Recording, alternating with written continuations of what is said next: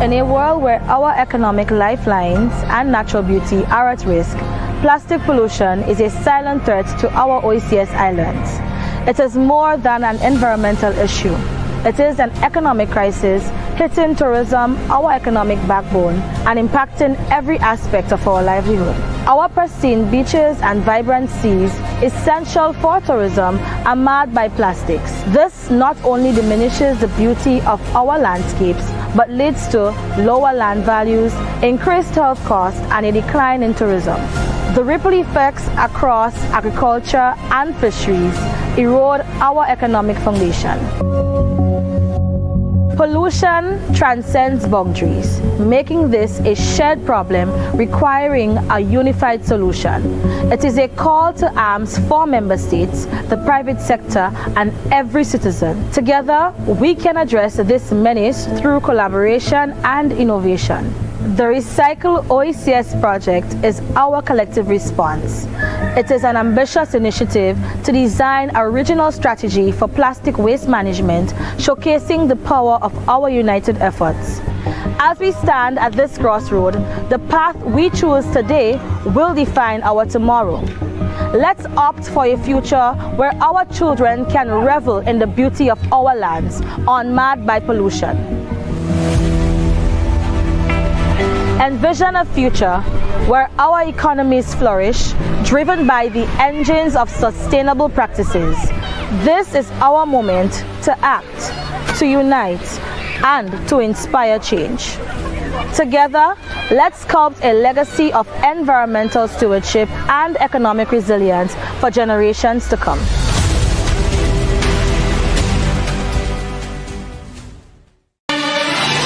Here's an assignment for you super sleuths, should you choose to accept. Every single-use plastic thrown into the environment has a fingerprint on it. Who does it belong to? That plastic bottle or food container was imported and distributed to warehouses, supermarkets, shops, food trucks, school canteens, vendor trays, and eventually made its way to us. So how did it get buried in the environment? Whose fingerprint is on this? Since several laws, including international agreements, prohibit polluting, hold on to that plastic bottle or food container until you get to a bin and dispose of it properly. Separate plastic waste for transport to a facility that reuses, repurposes, or recycles. It's the responsible thing to do.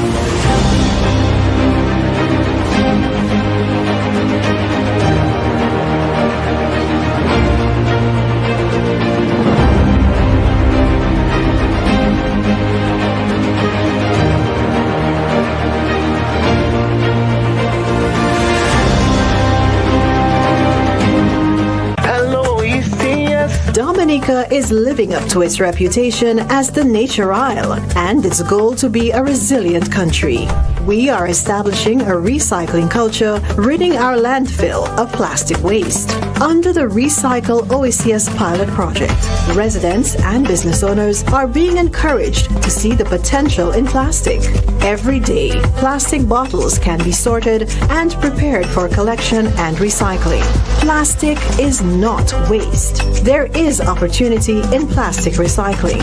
Our health and the unmatched pristine Dominica environment protected, and the potential arena for investment for OECS entrepreneurs. Let's explore the possibilities and turn plastic into profit. Recycle OECS. Green actions, blue oceans.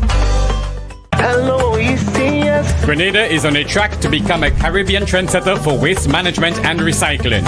We are establishing a recycling culture to rid our landfill, our country, of plastic waste. Under the OECS Recycle Pilot Project, residents and the business sector are being encouraged to see the potential in plastic. Every day, plastic bottles can be stored and prepared for collection and recycling. Plastic is not waste. There is investment opportunity in plastic recycling. Sustainable clean water, food safety, beautiful beaches, marine spaces, and a potential arena for investment for OECS entrepreneurs. Let's recycle and explore avenues to convert plastic into profit. Recycle OECS. Green actions, blue oceans. Many of us take our health and well-being seriously. We exercise, we eat right, we try hard. Sometimes we give up. But we can't give up on the health of land and the seas that sustain us. We must reduce the amount of plastic weight we generate individually. A person can generate up to 70 times their weight in waste. That's over 10,000 pounds of plastic over a lifetime. Now multiply that by the country's population. Without reuse, repurposing, or recycling, each OECS island will generate more than 1 billion pounds of plastic waste over a lifetime. This can't be our legacy. Separate plastic waste for transport to a facility that reuses, repurposes, or recycles. Recycle OECS. Green actions, blue oceans. Hello, OECS. Good day, Mom. What would make it easier for you to reduce your plastic waste? Definitely incentives for bringing back plastic bottles, like discounts and loyalty points. It would motivate me to recycle more. I think if restaurants let us use our own takeout containers, it's all about convenience, you know? It would help if manufacturers start using less packaging altogether. Better infrastructure, more investment in recycling facilities, and innovative solutions to tackle this growing problem of plastic pollution. It's not just about individual action, it's about systemic change. With our population growing and plastic becoming more prevalent in packaging, we have to equip our waste management agencies to keep pace with change and handle the load. There you have it, folks, straight from the streets. People are willing to do the responsible thing if we create the conditions for them to do so. Recycle OECS. Green actions, blue oceans. Carelessly, I was tossed out. I was considered trash. And many thought that's all I'd ever be. Some told me to give up, go back to the landfill, so that I could take 450 years to decompose. No, I dream of a different life, of being part of something better, stronger, and more purposeful. If given a chance, your plastic would choose to be put to more beneficial use. Choose recycling. Now, it's considered to be one of the biggest threats to the world's oceans. Delegates from UN member states are gathering to confront the problem of plastic pollution. The goal is to agree on a global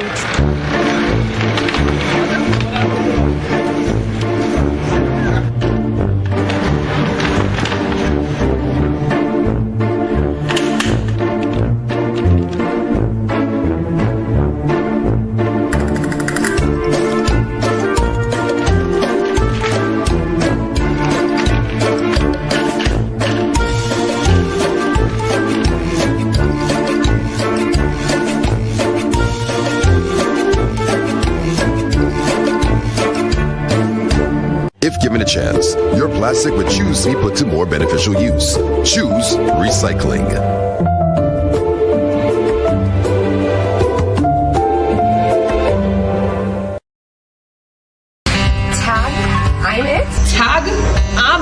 I am committed to giving up plastic water bottles. Starting with this cup. This cup. This is my last single-use cup. Starting with this straw. Did you know that more than 1 million plastic bags are used every minute? I bet you didn't know that. over the last 10 years, we have produced more plastic than during the whole of the last century. And much of our plastics, when indiscriminately disposed of, finds its way into our oceans. It travels from one island to the other in plastic patches. So, why use this disposable bottle when you can switch to something a little bit more environmentally friendly? I am switching from this to this. From this to this. Replace it with a reusable option. Switch to an environmentally friendly alternative. I'm tagging Alicia Burton, Miss Dominica, King Trilogy, and Benji N2O. Now look how easy it is to switch. I'm tagging Noah Seeds and Puya. You have 24 hours to put out your switch video and tag 3 people. Hi, I'm Joanne Nova from the Caribbean Youth Environment Network. Tag 3 people and challenge them to join the Zero Waste Movement.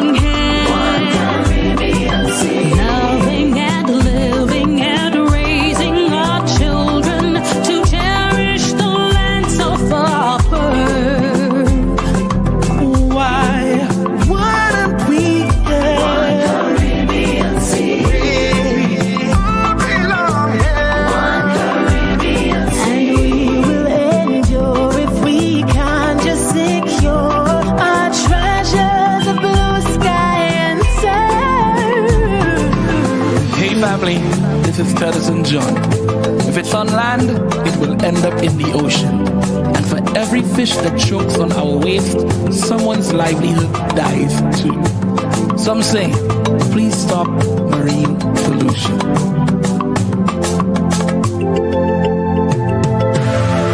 So many islands, familiar connections, sharing resources, one economy. More than just islands, a civilization of history and culture and shared destiny. Why wouldn't we care? One Caribbean sea. All belong here. One economy. Making future sense of our present tense. We're giving it all we all were. Our moment is here. One Caribbean sea.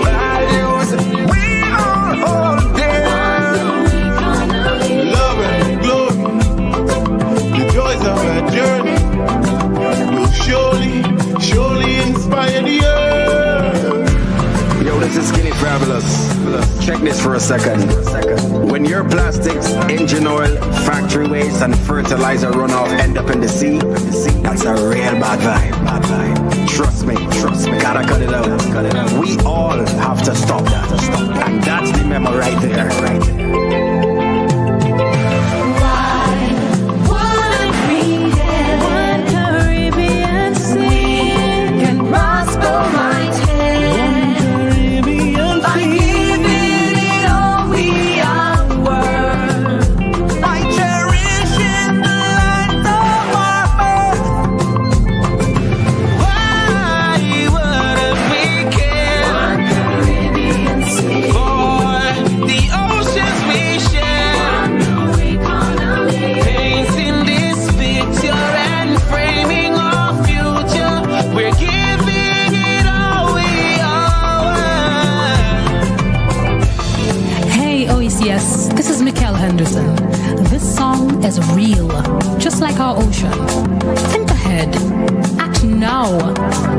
monitoring the land and protect our sea. Your garbage, your house, your garage, your factory, your move. It's that simple. We're keepers of ocean and earth. One Caribbean sea. We're giving it all we own. We cherish the lands of our birth. One Caribbean sea. Our treasures of blue sky and sun. One blue economy. One Caribbean sea.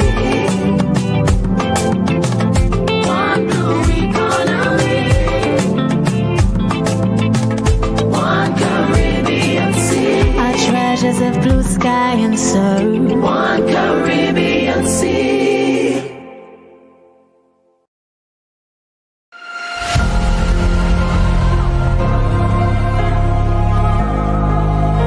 In a world where our economic lifelines and natural beauty are at risk, plastic pollution is a silent threat to our OECS islands. It is more than an environmental issue. It is an economic crisis hitting tourism, our economic backbone, and impacting every aspect of our livelihood. Our pristine beaches and vibrant seas, essential for tourism, are marred by plastics. This not only diminishes the beauty of our landscapes, but leads to lower land values, increased health costs, and a decline in tourism.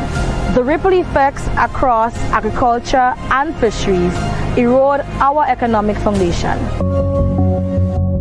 Pollution transcends boundaries, making this a shared problem requiring a unified solution. It is a call to arms for member states, the private sector, and every citizen. Together, we can address this menace through collaboration and innovation. The Recycle OECS project is our collective response. It is an ambitious initiative to design a regional strategy for plastic waste management, showcasing the power of our united efforts. As we stand at this crossroad, the path we choose today will define our tomorrow. Let's opt for a future where our children can revel in the beauty of our lands, unmarred by pollution. Envision a future where our economies flourish, driven by the engines of sustainable practices.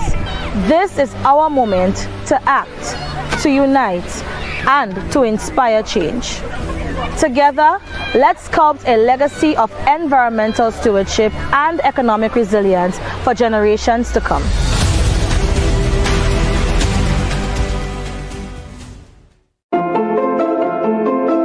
The Recycle OECS model is structured on 5 pillars.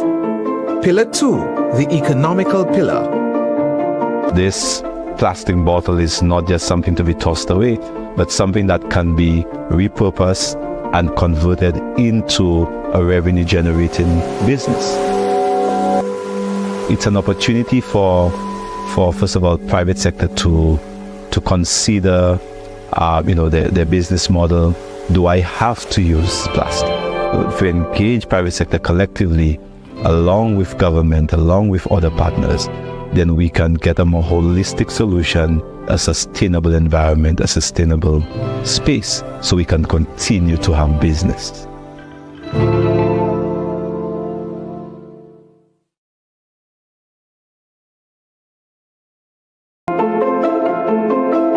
The Recycle OECS model is structured on 5 pillars. Pillar 3, the financing pillar. How critical is sustainable financing?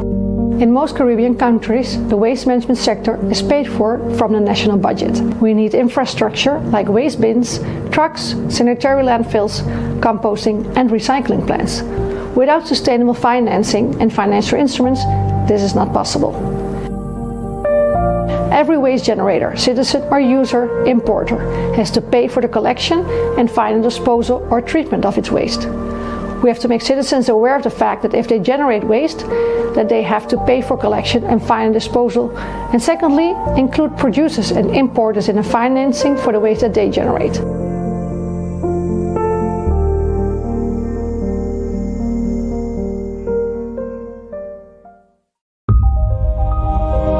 The Recycle OECS model is structured on 5 pillars. Pillar 4, the institutional and regulatory pillar. Legislation plays a crucial role in shaping waste management and recycling systems. They encourage the use of sustainable products and packaging. And this can include bans or restrictions on single-use plastics. We have waste diversion legislation, for instance, what is known as extended producer responsibility or EPR laws. They mandate that manufacturers and producers must take responsibility for the end-of-life management of their products. And finally, governments can design waste management and recycling legislation to stimulate investment in recycling infrastructure. But having said all of this, the effectiveness of legislation and policy is in the enforcement.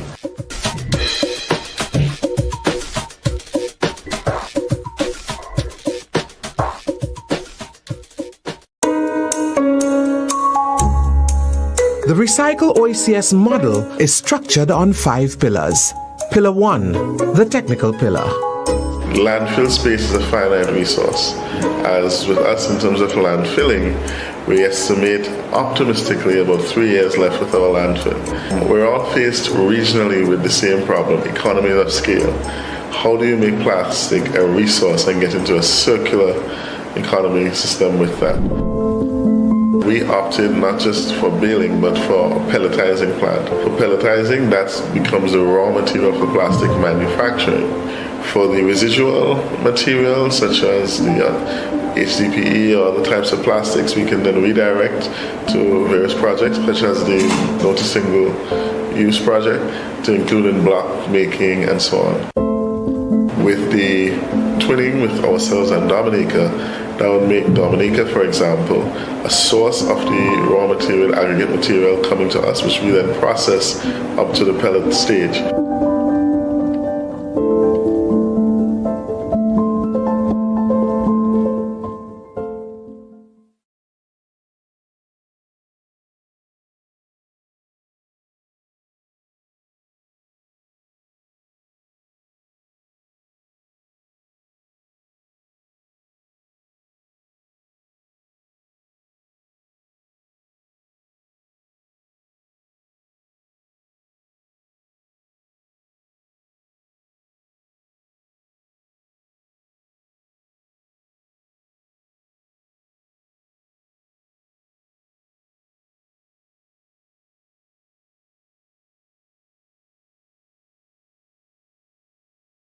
Now, it's considered to be one of the biggest threats to the world's oceans. Delegates from UN member states are gathering here to confront the problem of plastic pollution. The goal is to agree on a global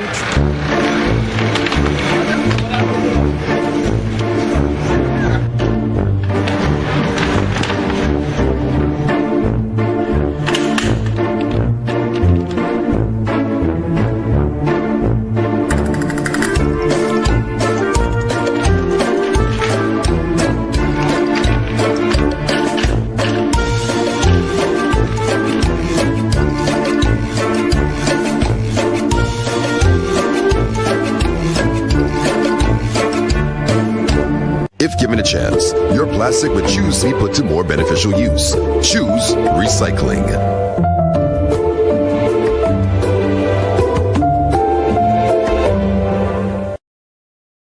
Now, it's considered to be one of the biggest threats to the world's oceans. Delegates from The Recycle OECS model is structured on 5 pillars. Pillar 1, the technical pillar. Landfill space is a finite resource. As with us in terms of landfilling, we estimate optimistically about 3 years left with our landfill. We're all faced regionally with the same problem, economies of scale. How do you make plastic a resource and get into a circular economy system with that? We opted not just for baling, but for a pelletizing plant. For pelletizing, that becomes the raw material for plastic manufacturing. For the residual materials, such as the HDPE or other types of plastics, we can then redirect to various projects, such as the no to single use project, to include in block making and so on. With the twinning with ourselves and Dominica, that would make Dominica, for example, a source of the raw material, aggregate material coming to us, which we then process up to the pellet stage.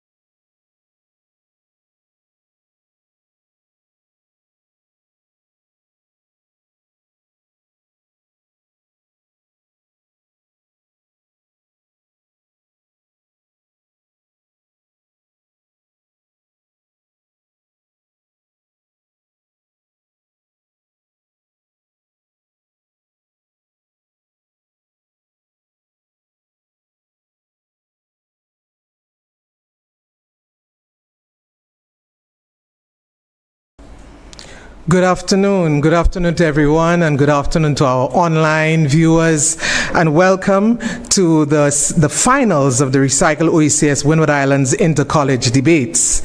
Today we gather to witness an exciting clash of ideas as two outstanding teams, Sir Arthur Lewis Community College and the T.A. Marisho Community College, take the stage to debate one of the most pressing environmental challenges facing our OECS region. This journey began 2 weeks ago, I think, in the semi-finals where Sir Arthur Lewis Community College and T.A. Marisho Community College emerged victorious after delivering compelling arguments on privatization of waste services and sustainable financing mechanisms for waste management. Their performances showcased not only their debating prowess, but also the aplomb with which they answered the call as OECS youth to lend their voices to the ongoing dialogue on the imperatives for innovative, sustainable solutions to our region's environmental challenges. Today, they'll tackle another critical topic. Promoting responsible consumption is more effective than improving recycling systems in reducing plastic pollution in the OECS. But before we dive into the debate, let us start with the national anthem of St. Lucia and the national anthem of Grenada.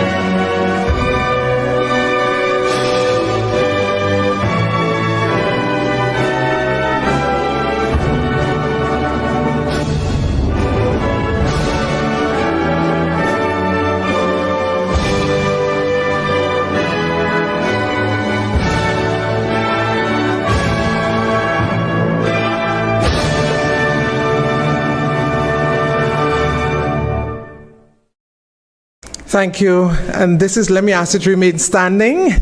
It's quite apropos that Grenada and St. Lucia are in the finals.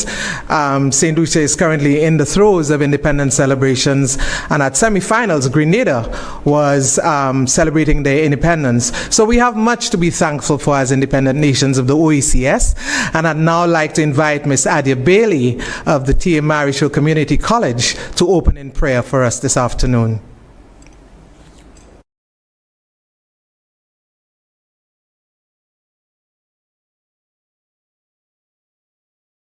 Father, we come before you today with grateful hearts, thankful for the opportunity to learn, to grow, and to share in this debate.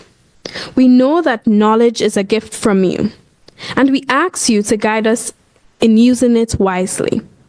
Lord, we lift up the debaters to you. Give them the confidence, clarity, and peace of mind. Calm any nerves, help them to think clearly, and let their words be filled with wisdom and respect.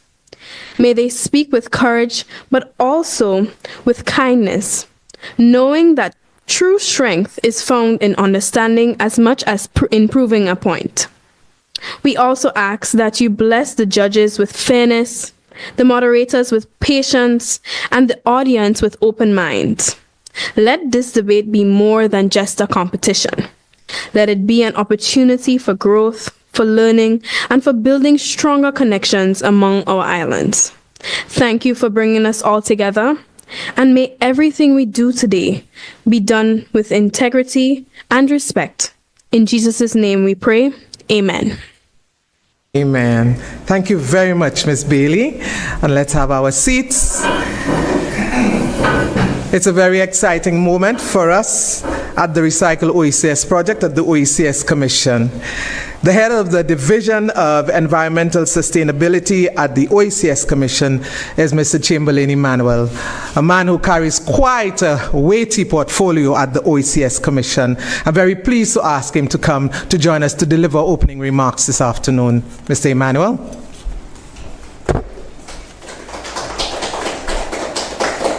Thank you very much, Barbara, and good afternoon, everyone. Let me, first of all, acknowledge the principal of the T.A. Marichaud Community College in Grenada, Mr. Andrew Abraham, Mrs. Natalie Jolie Fannis, Head Marketing and Communication Unit, South Louis Community College, St. Lucia, Mrs. Tracy Pilgrim George, Senior Advancements Officer, South Louis Community College, Heads of the debate clubs of the participating colleges, Ms. Lorima Jacob of SALCC, and Ms. Melissa John of TAMCC. Also want to acknowledge our sponsors, representatives from Unicoma OECS Limited, esteemed debaters, coaches and supporting teams, distinguished members of the judging panel, faculty members, followers online, ladies and gentlemen. Welcome to the final debate in the Recycle OECS Windward Islands Inter-College Debate Series. The OECS Commission, through the Recycle OECS project, funded by the AFD, or the Agence Française de Développement, and the European Union, and in collaboration with beneficiary member states, is seeking to transform the perception, behaviors, and approaches to waste management so that we have an environment in which is more conducive to socioeconomic prosperity, including opportunities in the blue and circular economies. This transformation is underpinned by an OECS model for sustainable waste separation, collection, and recycling of plastic waste for the OECS. An important aspect of the model is that it considers a regional approach, self-financing, sustainability, and business viability. The development of the model is meant to be iterative, based on lessons learned through demonstrations and new information. The model comprises 5 pillars, and each pillar represents pertinent principles and options for actions to realize the overall objective of the system, And these are technical, economical, the financial mechanism, institutional and regulatory considerations, and finally, communication, including buy-in. This debate series is designed to explore the perspectives of our youth on these pillars and to help mobilize advocates for the transformation. In the semi-final rounds, we witness ardent debates on two topics. Prioritization of solid waste services leads to greater efficiency and improved waste management in the OECS. And the second was sustainable financing mechanisms are necessary for long-term waste management solutions in the OECS. All four teams and institutions deserve tremendous commendation for their excellent work. On behalf of the OECS Commission, I wish to congratulate the winning teams of these semi-final debates, the Sir Arthur Lewis Community College of St. Lucia and the T.A. Mary Shaw Community College of Grenada, who presented sound and logical arguments of high quality. We look forward to hearing your perspectives as you deliberate on today's topic. Promoting responsible consumption is more effective than improving recycling systems in reducing plastic pollution in the OECS. I look forward to those points. We anticipate that this exchange of ideas will influence the refining of the model and will influence you, your peers, our policymakers, and the wider community to be responsible stewards and innovative change makers. Together, we can work towards a future where waste is not just a problem, but an input to more sustainable approaches and solutions. I wish you the best, and may the best one win. Thank you very much, Mr. Emmanuel, for that very useful context. Now on to remarks by our partner institutions this morning. And even as Ms. Tracy George of Sir Arthur Lewis makes her way to the microphone, I just want to mention again our semi-final teams. From Dominique, I want to mention Miss Trudy Christian, who is the principal of the Dominica State College, and Miss Melissa John and Mr. Utamu Rose of the St. Vincent and the Grenadines Community College. We know you're online watching and you are cheering. So let me welcome Miss Tracy George of Sir Arthur Lewis Community College, Senior Advancement Officer.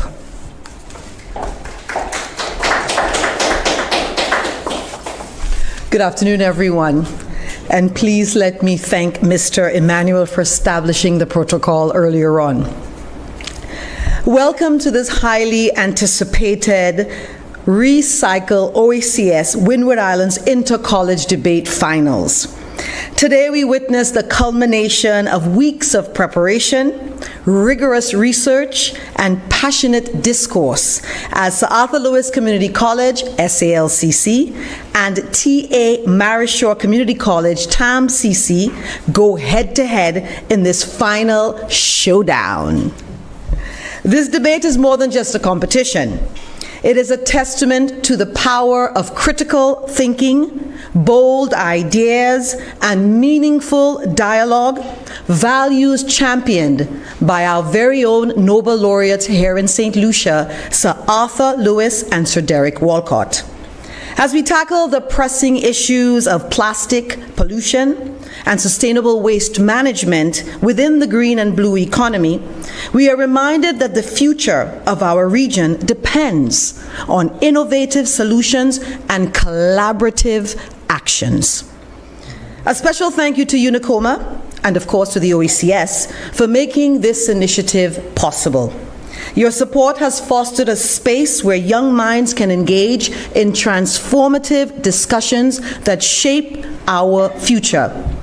To the teacher advisors, your dedication is always invaluable. To the student debaters, you are the heartbeat of this event. Your research and arguments and your passion make this debate truly impactful. As we look ahead, May today's discussions inspire new solutions, strengthen regional collaboration, and ignite a lasting commitment to sustainability. Best of luck to both teams. May your voices lead to a greener and smarter Caribbean. Thank you. Brilliant. And now it's my pleasure to invite Principal Andrew Abraham of TAMCC to deliver his remarks.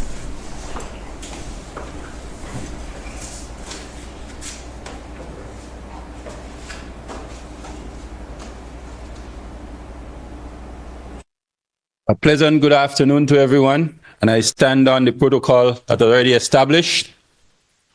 It is indeed an honor to stand before you today at the finals of the Recycle OECS Windward Islands Inter-College Debates, an event that not only showcases the brilliance and eloquence of our students, but also highlights one of the most critical challenges of our time: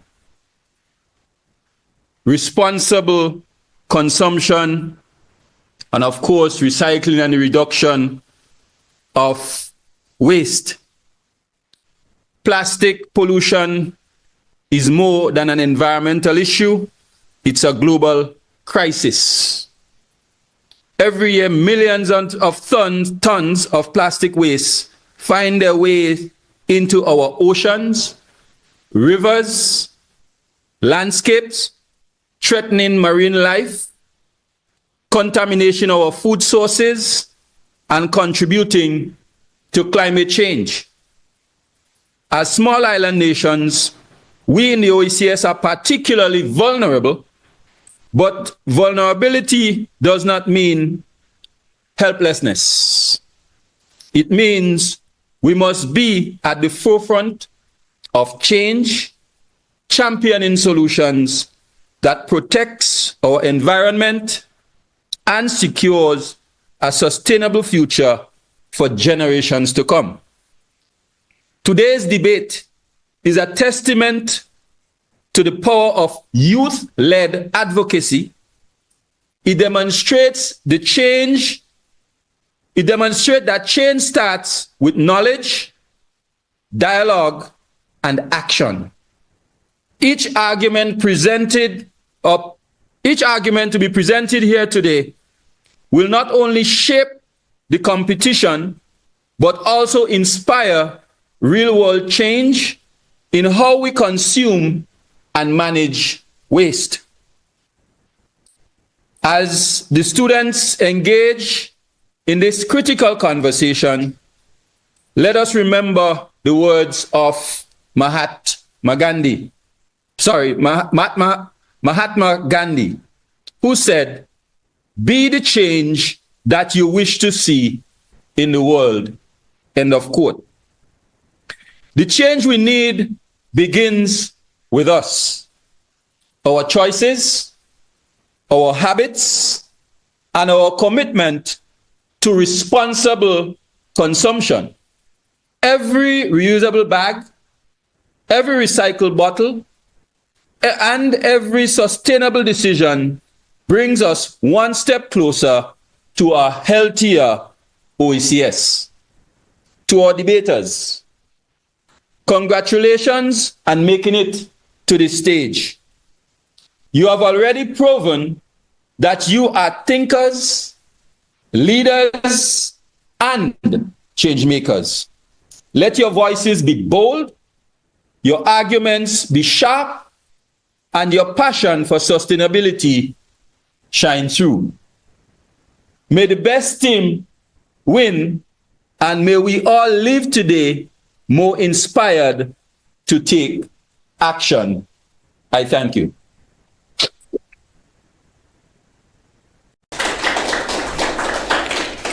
Beautiful remarks. Thank you so much, Principal Abraham. So just to clarify, for the judges this afternoon, and also for our online viewers, and for those of you in your various college auditoriums watching this debate, the teams did not select which topic they wanted to debate. We came up with a pool of topics, and we went for a process of discussion and dialogue and selected what will be the 3 main topics to debate. And by mutual consent, we came up with a mechanism to select who will debate what. So at the semi-final stage, the colleges drew for topics. And it was then mutually agreed that the winner of semi-final debate 1 would propose the argument for the final debate, and the winner of semi-final round 2 would oppose.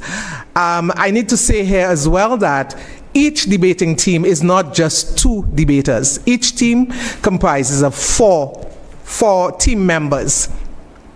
And so at any given time, any one of these 4 team members can actually debate the topic, because they have a mechanism by which they do the collaboration in terms of the research for the topic, and they work together to pull the arguments together, and they decide who will stand at the microphone and deliver. So I wanted to clarify that, and I think for the judges, that will be an extremely interesting experience for you to see what has come out of that process.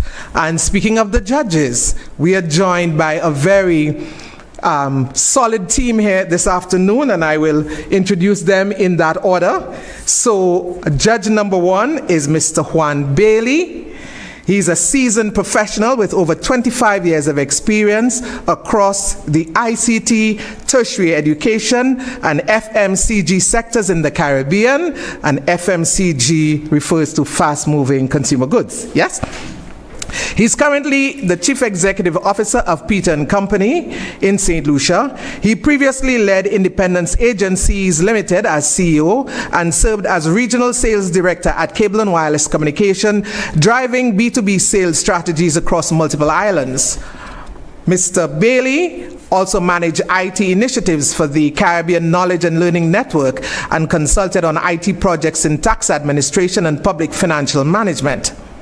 As a Grenada Island scholar, he holds an MBA in finance from the University of Leicester and a Bachelor of Science degree in electrical and computer engineering from UWI, and is a certified project management professional.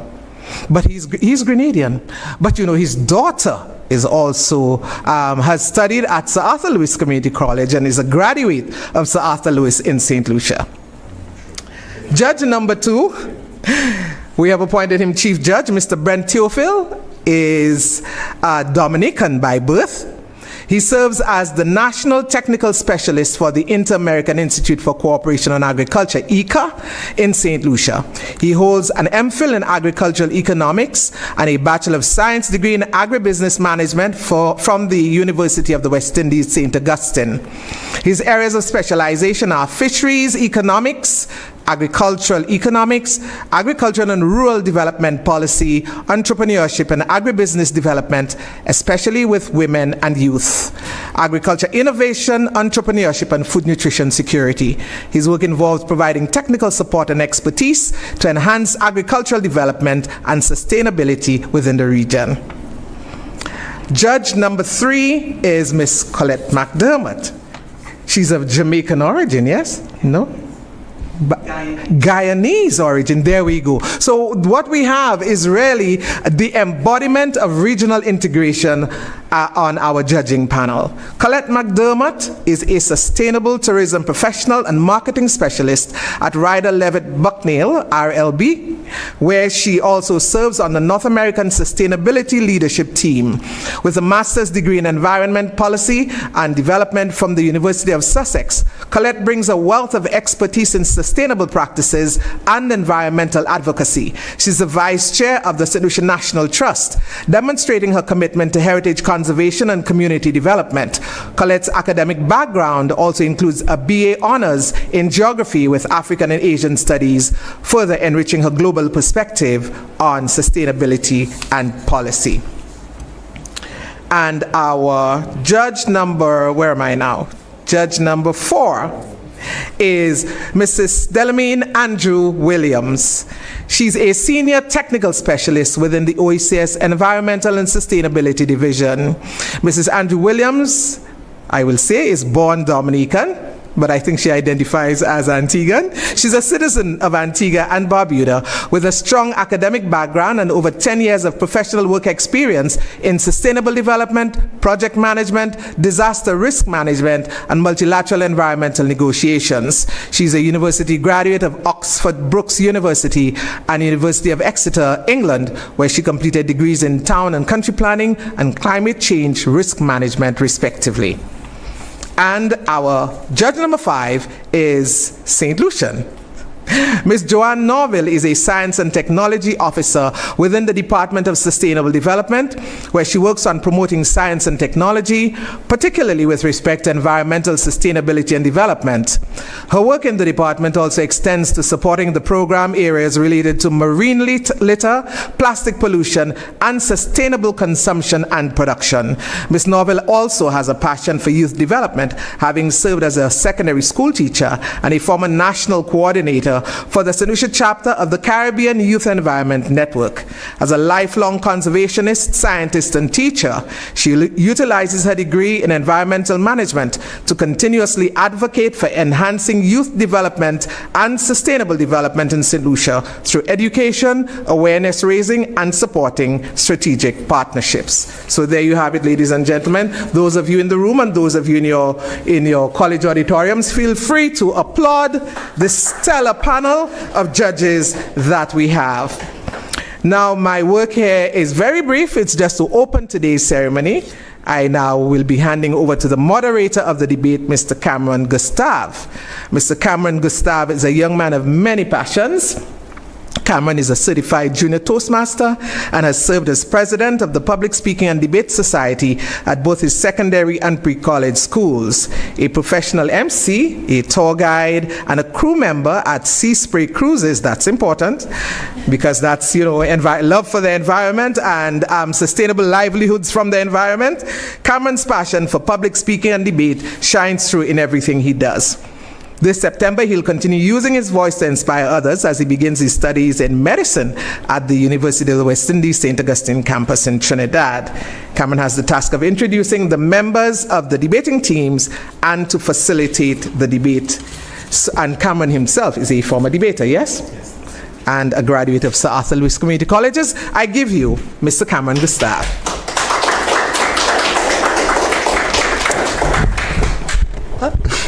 Thank you and good afternoon to everyone. Congratulations to the T.A. Mary Shaw Community College and the Sir Arthur Lewis Community College for making it this far and possessing the dexterity and discipline that is needed to develop 2 back-to-back debates. As a former debater myself, I know this is a large mountain to climb, and I am especially grateful for the abilities that you have possessed and have a keen interest in what's going to transpire today. Now, before I proceed, I just have to go through a few of our criteria as well as introduce the debaters themselves. So without further ado, let me commence this debate with our rules. There are 8 rules that we will be looking out for. Number 1. The leader of the proposition shall make his or her case for a maximum of 10 minutes. The leader of the opposition shall then make his or her case for a maximum of 10 minutes. The second speaker of the proposition shall make his or her case for a maximum of 7 minutes. The second speaker for the opposition shall then make his or her case for a maximum of 7 minutes. Number 2. The leader of the opposition shall have a maximum of 5 minutes for rebuttal, and then the leader of the proposition shall have a maximum of 5 minutes for rebuttal. Number 3. At the end of each speaker's allotted time, the speaker will vacate the lectern. Number 4. The timekeeper shall give a warning signal 1 minute before the expiration of the speaker's allotted time, and again at the end of the allotted time. Number 5. Following the rebuttals, the adjudicators will be escorted to a secure venue for their deliberations. Deliberations should last no longer than 15 minutes. Number 6. Before the start of the deliberations, the auditor will collect the score sheets on which the scores achieved by each team will be recorded by the judges. The auditor will then compute the final scores, determine the winning team, and turn over the results to the special adjudicator. The auditor is allotted 15 minutes. Number 7. The moderator may lead an open discussion while the adjudicators are deliberating for 10 to 15 minutes. The discussion must be about the moot point and must not be a discussion of the debaters. Lastly, upon the return of the officials to the debate venue, the chief best speaker adjudicator and the chief prepared presentation judge will each give a brief constructive critique of the debater's performance, after which results will be revealed. In terms of our rubrics for our prepared presentations, our debaters will be judged in 5 criteria amounting to a total of 100 points. Our first criteria, soundness of points, is out of 35 and accounts for a clear thesis, the definition of the moot, the accuracy of the points, the strength of the arguments, the relative of the points, and evidence-based responses. Comprising 20 points, the second criteria is logical development. What we need is a brief outline of key points in an introduction, well organized for maximum effect, a clear explanation of each point, as well as a strong conclusion based on the overall argument. Out of 15 points, the audibility and clarity criteria accounts for appropriate projection of voice, effective tone modulation, clear and accurate enunciation, confidence, effective use of gestures, and eye contact with the audience comprises our posture and personality criteria out of 15 points. The command of the material criteria involves effective articulation of points, a smooth flow with minimal use of notes, as well as a comfortable speaking pace. Altogether, these categories amount to 100 points. Ladies and gentlemen, we are now getting ready to begin our debates. Before so, I shall just introduce some of our debaters for you, starting with the proposition of Sir Arthur Lewis Community College. Miss Shine Savory is our leader. She is a 20-year-old student of the Creative and Performing Arts program at the Sir Arthur Lewis Community College. She is the president of the SALCC Debate Society and former acting vice president of the Students' Council. She has worked with the Dramacan Talent House, among other theatre companies, as a director, stage manager, and playwright, and won the 2024 Word Up Poetry Slam.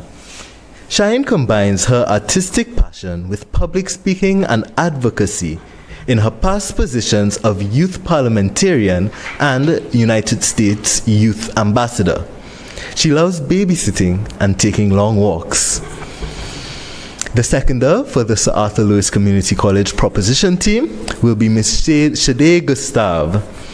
Shade Gustave is currently a second-year student at the Sir Arthur Lewis Community College pursuing Cape Law, Sociology, and Literature. Though an avid reader, she is extremely passionate about volunteering and giving back to her community. She has worked with a number of organizations on projects focused primarily on climate action as well as youth and community development. In 2023, she has also participated in national and regional forums, including parliaments and debates, focused on climate action and domestic violence. Notably, she served as a youth parliamentarian in 2022 and 2023. As for the Grenadian side, our opposition leader from TAMCC, Ms. Kia Marisho, is a standout academic achiever. She brings her exceptional analytical skills to the debate stage. At just 17, this T.A. Marisho Community College student has already demonstrated remarkable scholastic ability, earning 12 grade 1s in her CXC examinations at St. Joseph's Convent, St. George's. Currently pursuing an interdisciplinary focus in sociology, law, and business, Kia's understanding of how these fields interconnect offers a unique perspective on social and environmental issues. Her academic excellence and passion for understanding complex societal relationships positions her as an insightful voice for addressing complex environmental challenges. Last but not least, the seconder for TAMCC, Mr. Joshua Noel, brings a remarkable record of academic excellence and leadership to the debate stage. Currently studying economics, business management, and pure mathematics at T.A. Marisho Community College, this 18-year-old scholar has consistently demonstrated exceptional abilities throughout his educational journey. As a two-time valedictorian with 11 grade 1s at CSEC, Joshua's academic prowess is matched by his leadership capabilities. At TAMCC, he serves as chairperson of the Student Representative Council while maintaining outstanding CAPE results, participating in debate club, and engaging in various student activities. His blend of scholastic achievement and student leadership brings a dynamic presence to the Collegiate debate platform. Now with all the formalities being established, I now commence the debates open. May the leader of the proposition, Ms. Shine Savory, from the Sir Arthur Lewis Community College, please step to the podium.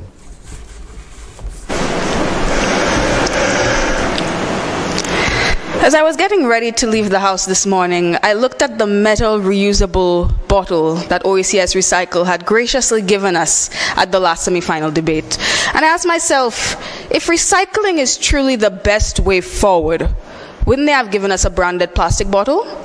I mean, after all, if recycling is more effective than reducing, couldn't they have just given us plastic and we could throw it into the recycling?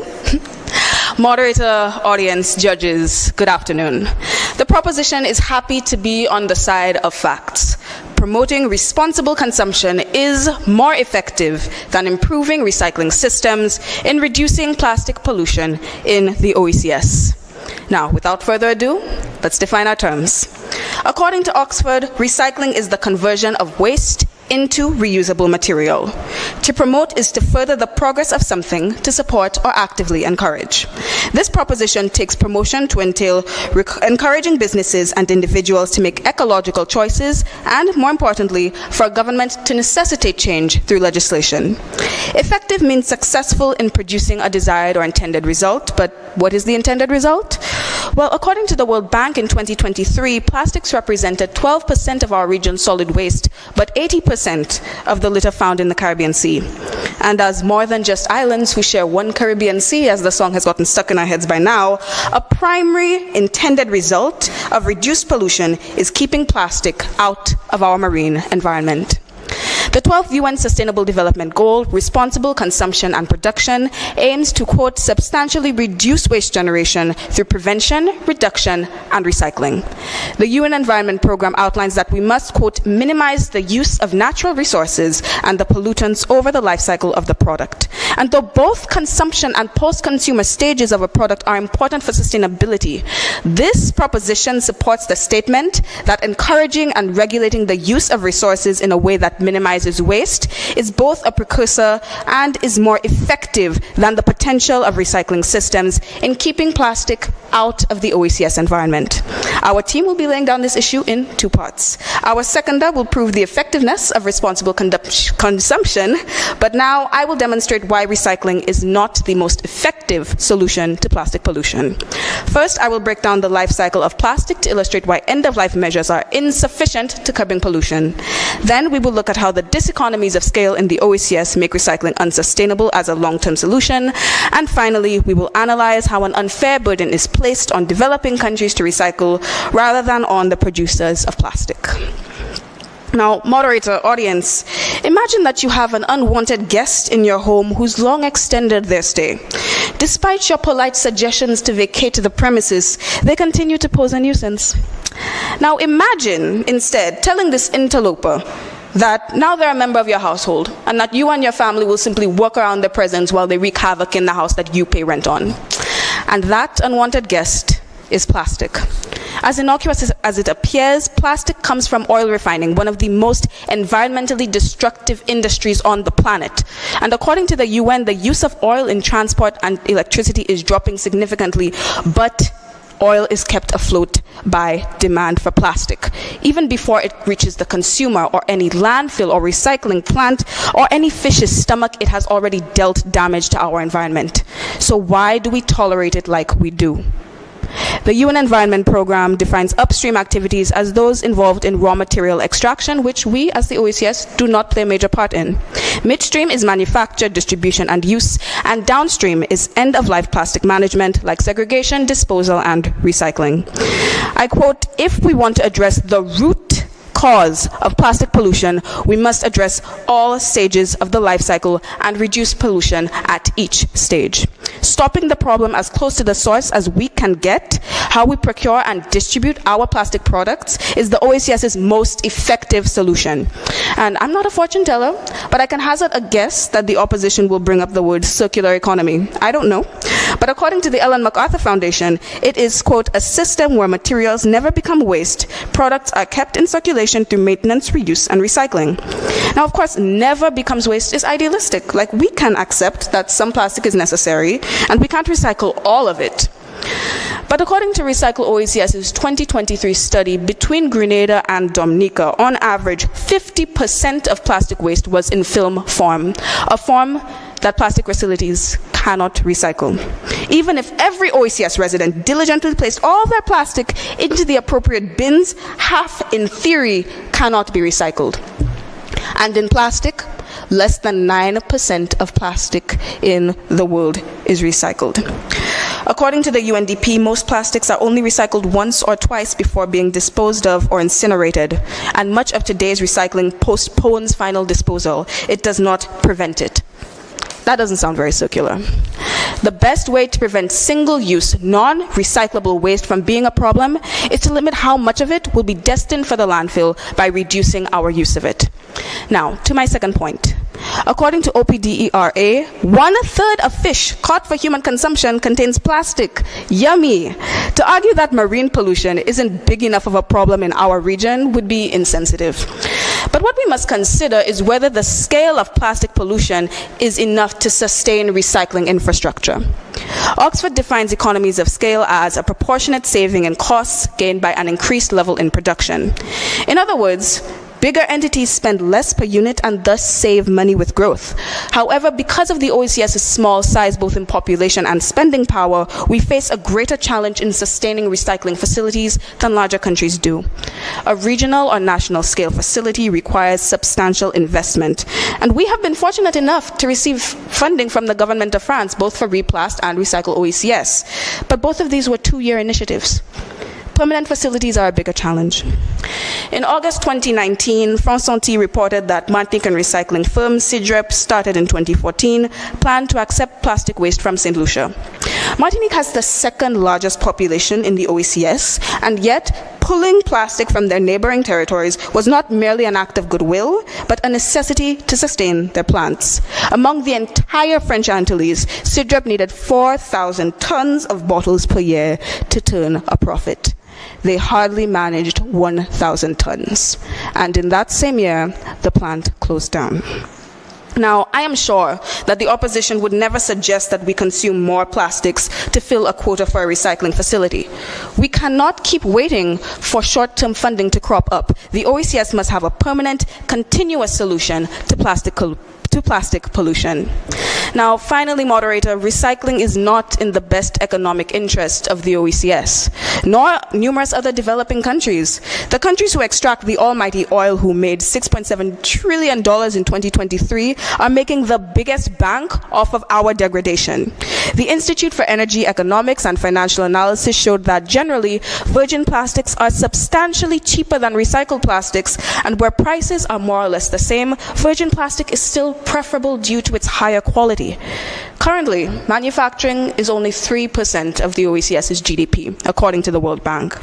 After we have pressed our recycled material into bales, they are not used regionally at a large scale to boost our economy. We send them overseas to another country that adds value to them and extracts profit.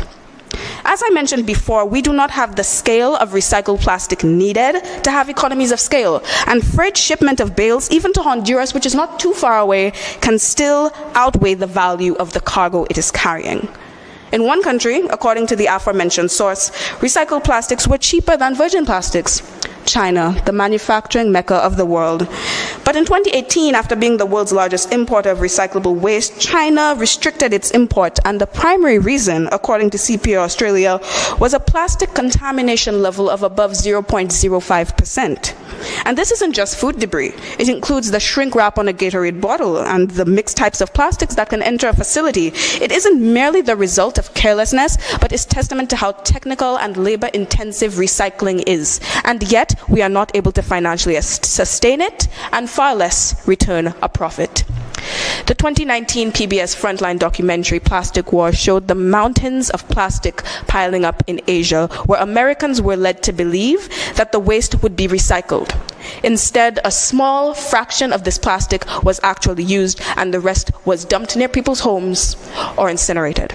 It had the same fate as it would have had without recycling, just thousands of miles away. To end, moderator, I'd like to reference the 2023 World Trade Organization mapping of circular economy measures. Among member states, there were about 25 projects dedicated to the production process and reducing waste. 25. Recycling had nearly 400. Governments and companies want to invest heavily in recycling because then their businesses can continue producing and growing as normal. However, the hard truth is simply consuming and assuming that someone else will recycle our garbage will not save the world. Responsibility is hard, but it is worth our planet, our health, our wallets, and our conscience. Raise your reusable bottles to responsible consumption. Cheers.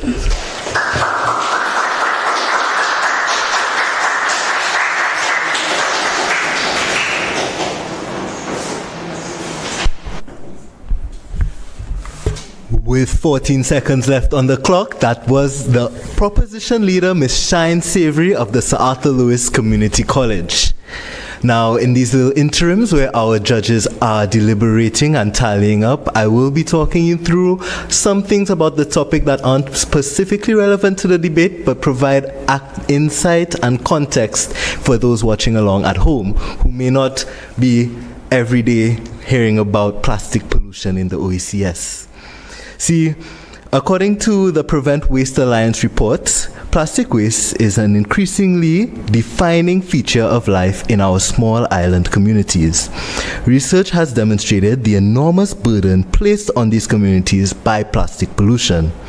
For example, in St. Lucia, the total cost of plastic pollution to the fisheries and tourism sectors in 2019 were estimated between $600,000 to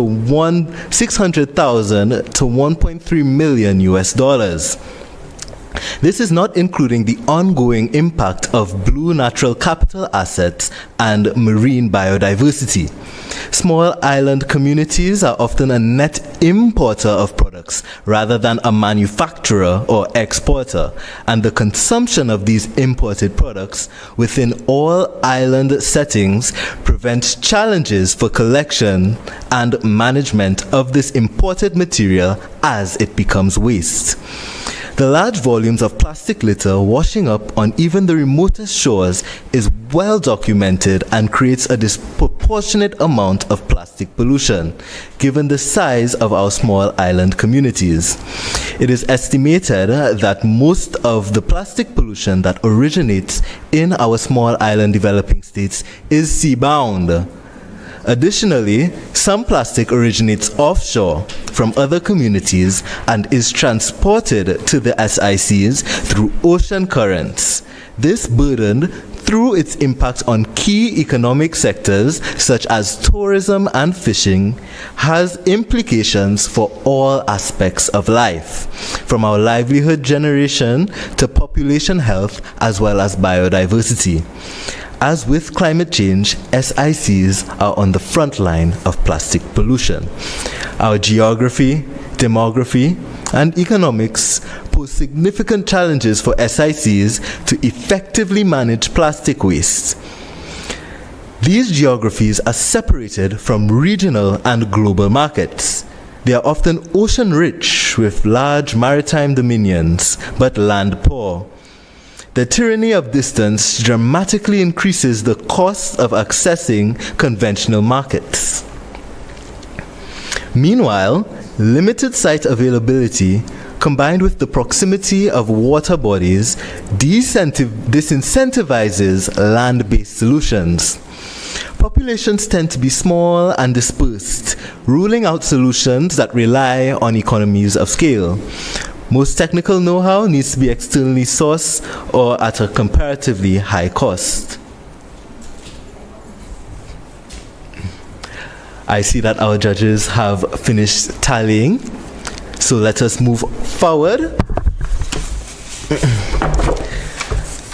I welcome to the stage, in case you may have forgotten, Kia Marisho is a standout academic achiever at the T.A. Marisho College, bringing her exceptional analytical skills to the debate stage. At just 17, her scholastic ability, earning 12 grade 1s in her CXC examinations at St. Joseph's Convent, St. George's, currently pursuing an interdisciplinary focus in sociology, law, and business. Kia's understanding of how these fields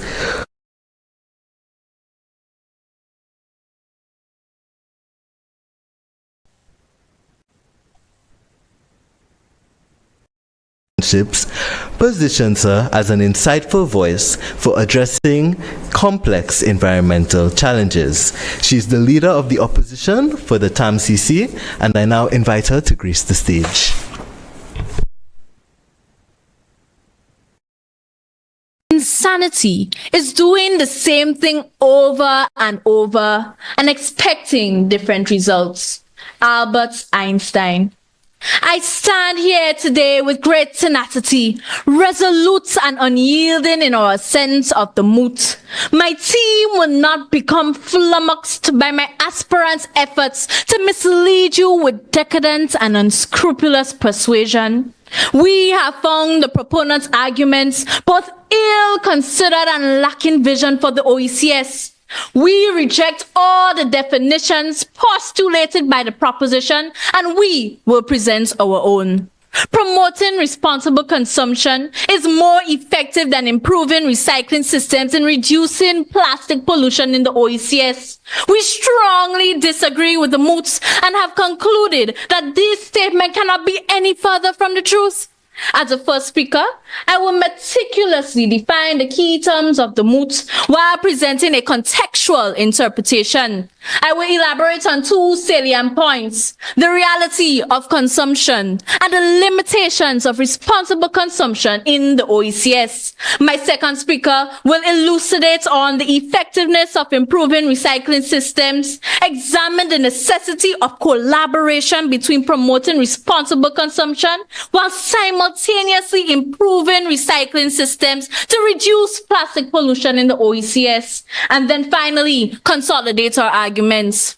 The etymology of the word promoting originated in the 15th century is defined as encouragement. According to the Cambridge Advanced Dictionary, promote is defined as to encourage people to like, buy, do, use, or support something. According to the United Nations 2015 Sustainable Development Goal 12, and I quote, responsible consumption refers to the use of goods and services in a way that minimizes negative environmental impact, prioritizes sustainability, and encourages ethical decision-making by consumers. According to a report by the United Nations, UN, responsible consumption encourages individuals to make conscious choices regarding the environmental impact of their decision. End of quote. Recycling systems, according to the International Solid Waste Association 2020 Global Waste Management Outlook, refers to the infrastructure, processes, and technologies used to collect, sort, process, and reuse waste materials, including plastics, into new products. These systems aim to reduce the waste sent to the landfills and promote the reuse of materials, decreasing the demand for new raw materials. United Nations Environment Programme 2018 Single-Use Plastics, a Roadmap for Sustainability, defines plastic pollution as the accumulation of plastic products and particles in the environment, especially in our oceans, rivers, and landscapes, which adversely affect wildlife, ecosystems, and human health. The OECS recognizes the threat of plastic pollution as a pressing concern in the region and has worked to promote environmental sustainability through regional agreements. According to an OECS Development and Sustainable Development Goal 2019, addressing plastic pollution is crucial for the future of the region, where tourism and marine resources are key drivers of economic activity. According to the Cambridge Advanced Dictionary, effective is defined as achieving the desired results. This moot, seemingly simplistic at face value, is rather profound in its essence, and failure to fully understand the key terms of the moot may actually lend itself to misinterpretation. In light of the definitions given, I will now put the moots into perspective. Encouraging people to use, support, or buy goods and services in a way that minimizes negative environmental impact, prioritizes sustainability, and encourages ethical decision-making will achieve greater results in reducing the accumulation of plastic products and particles in the environment, compared to improving the infrastructure, processes, and technologies used to collect, sort, process, and reuse waste materials in the OECS. Honorable Chair, this is insanity. Promoting responsible consumption by itself is not a terrible idea, but we cannot keep beating the dead horse. According to the former council of the Organization of Eastern Caribbean States Energy Ministers, Honorable Karine James 2022, and I quote, I am aware that some consumption habits are very hard to break, especially those which have become a part of our lives. End of quote. However, what we aspire to achieve is a reduction of plastic waste ending up in the landfills, rivers, and landscapes.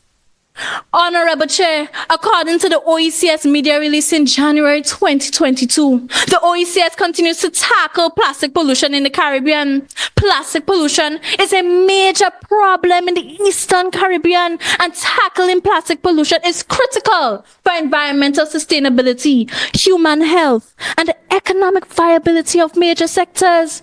According to the United Nations Environment Programme publication September 2024, over 300 220,000 tons of plastic waste remain uncollected yearly in the OECS, and this number is expected to significantly increase. And single-use plastics and polystyrene comprise over 80% of Caribbean marine litter. The impact of marine plastics cleanup in Grenada alone in 2022 was a staggering $16 million. Plastic pollution is not an envisaged environmental problem. It is an immediate, current, today concern that requires not an eventual, slow solution, but rather an immediate, sustainable, proactive solution. Promoting sustainable consumption requires an entire paradigm shift, which will take time that we do not have, time that the turtles do not have, time that the landfills do not have, and time that our ecosystems do not have. This reduction of plastic pollution can only be done effectively and sustainably by improving our recycling systems in the OECS. When we have an issue of such great magnitude with potential detrimental public health, economic implications, and with the ability to derail the entire OECS, it cannot be trivialized to mere moral persuasion, nor can it be left to encouraging conscious choices as the mood suggests, especially where our consumption patterns are culturally engraved. Honorable Chair, all OECS countries are characterized as small island developing states. They are characterized by the similar sustainable development challenges. According to the UNDP climate promise, they all have limited access to finance, high debt to GDP ratio, heavy reliance on imports, dependency on ocean resources, and vulnerability to external shocks. According to the World Bank document, The Fight Against Food Security in the Caribbean 2022, the Caribbean relies heavily on food imports for domestic consumption. In the OECS, plastic packaging and single-use plastics are often ingrained in daily life, especially in the food and beverage industries. Changing these habits will not be immediate, especially without proper governmental and corporate support. Given that OECS countries are heavily reliant on imports for consumption, they have little or no control on packaging, and thus making responsible consumption not pragmatic to reduce plastic pollution, especially at the consumer level. The most effective way to reduce plastic pollution must be through the strengthening of our recycling systems, for example, through the use of legislation. According to the Remlit Report 2022, it suggests that in order to reduce the adverse effects of plastic pollution on oceans, what is required is the following. 1. OECS harmonized policy and legislation for effective waste management. 2. Presenting best practices, coordinating mechanisms, and implementing action plan. 3. Recommend programs to facilitate waste reduction, recycling, diversion, and disposal. The implementation of legislation such as an Environmental Public Health Act as practiced in Singapore and the waste separation laws as practiced in Germany. These serve to prevent and dictate the appropriate disposal of waste and strengthen our recycling systems. While laws mandate and dictate, promoting responsible consumption only persuades. Plastic pollution cannot be reduced more effectively through persuasion or encouraging or promoting conscious choices. No man is above the law and no man is below it. Nor do we ask any man permission when we require him to obey it. Theodore Roosevelt. I thank.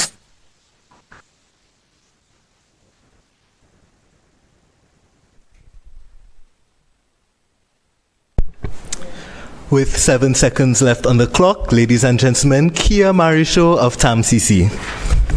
As we give the judges some more room to deliberate and tally, I will come with you with the 3 R's. We all familiar with reduce, reuse, recycle.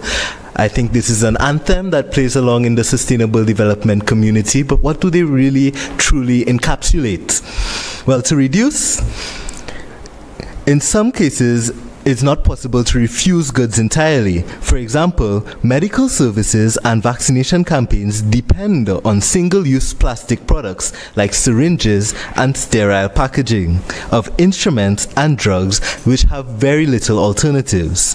While beverage bottles are one of the most littered items in our small island developing states, they are often essential to ensure that clean drinking water is available to our most remote communities.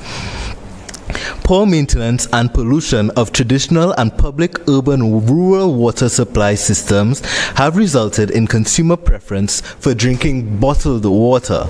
This need is felt even further during natural disasters or disaster release efforts. In this instance, reduction in use or reduction on reliance of these products in a sustainable manner while maintaining the community access to the product that they are offering is required. In the case of food and water provision, interventions may then focus on restoration and upgrading of traditional local production and supply systems along the delivery of emergency aid. So in not all instances would it be possible to cut out our plastic pollution entirely, but what can we do to substitute in those instances? In terms of reuse, when plastic or any waste material cannot be avoided or reduced, reuse is our next best option. To reuse refers to the purposeful use of a product or a material with a similar function or repurposing for other functions.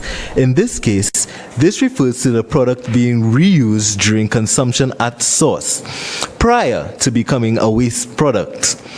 Reuse can minimize the ecological footprint of a product or material by increasing its functional life as it continues to be used. Reuse interventions require greater emphasis on, above all, an enabling regulatory environment for businesses and consumers, supported by education and awareness to drive this change.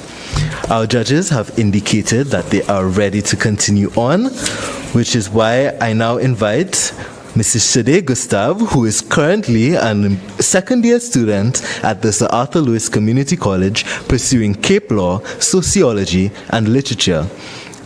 Though an avid reader, she is extremely passionate about volunteering and giving back to her communities. She has worked with a number of organizations on projects focused primarily on climate action as well as youth and community development. In 2023, she also participated in national and regional forums, including parliament and debates focused on climate action and domestic violence. Notably, she served as a national youth parliamentarian in 2022 and 2023. The seconder for the Sir Arthur Lewis Community College, I now invite Ms. Shade Gustav to grace the stage.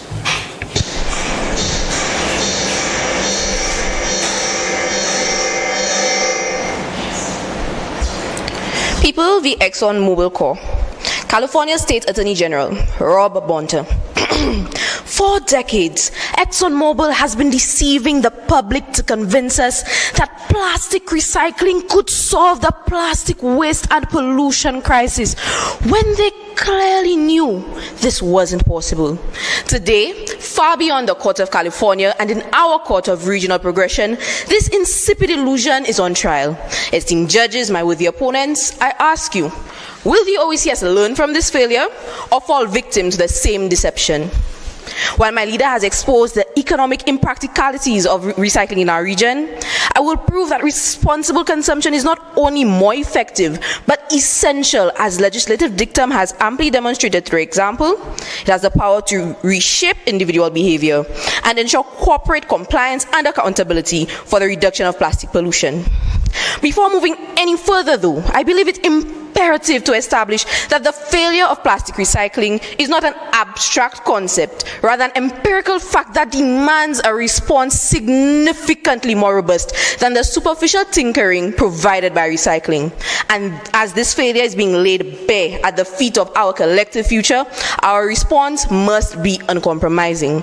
This is why legislative action, particularly the implementation of policies that curb consumption at the source, is not only the best option, but in fact the most efficacious means of addressing the plastic pollution crisis.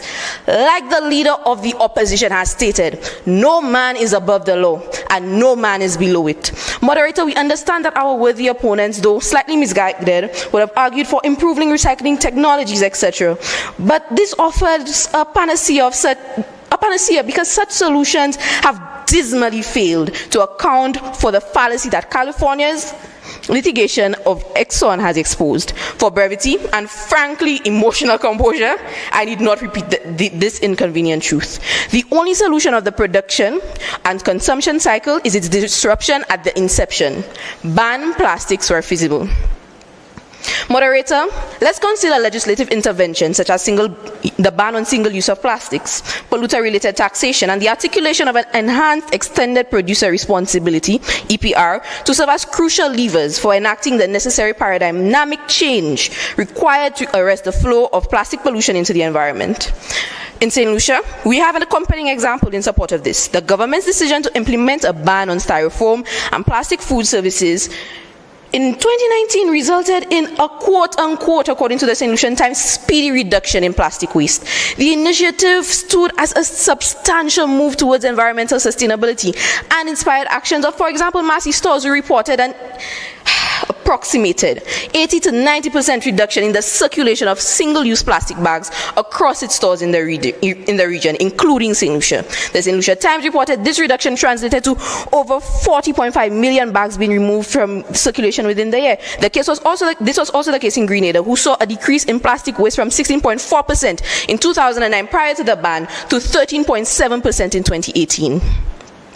Yet, despite this growing momentum in legislation, we're now still questioning, and I'm questioning myself, why then do we continue to pour resources into a recycling fallacy that remains fundamentally broken?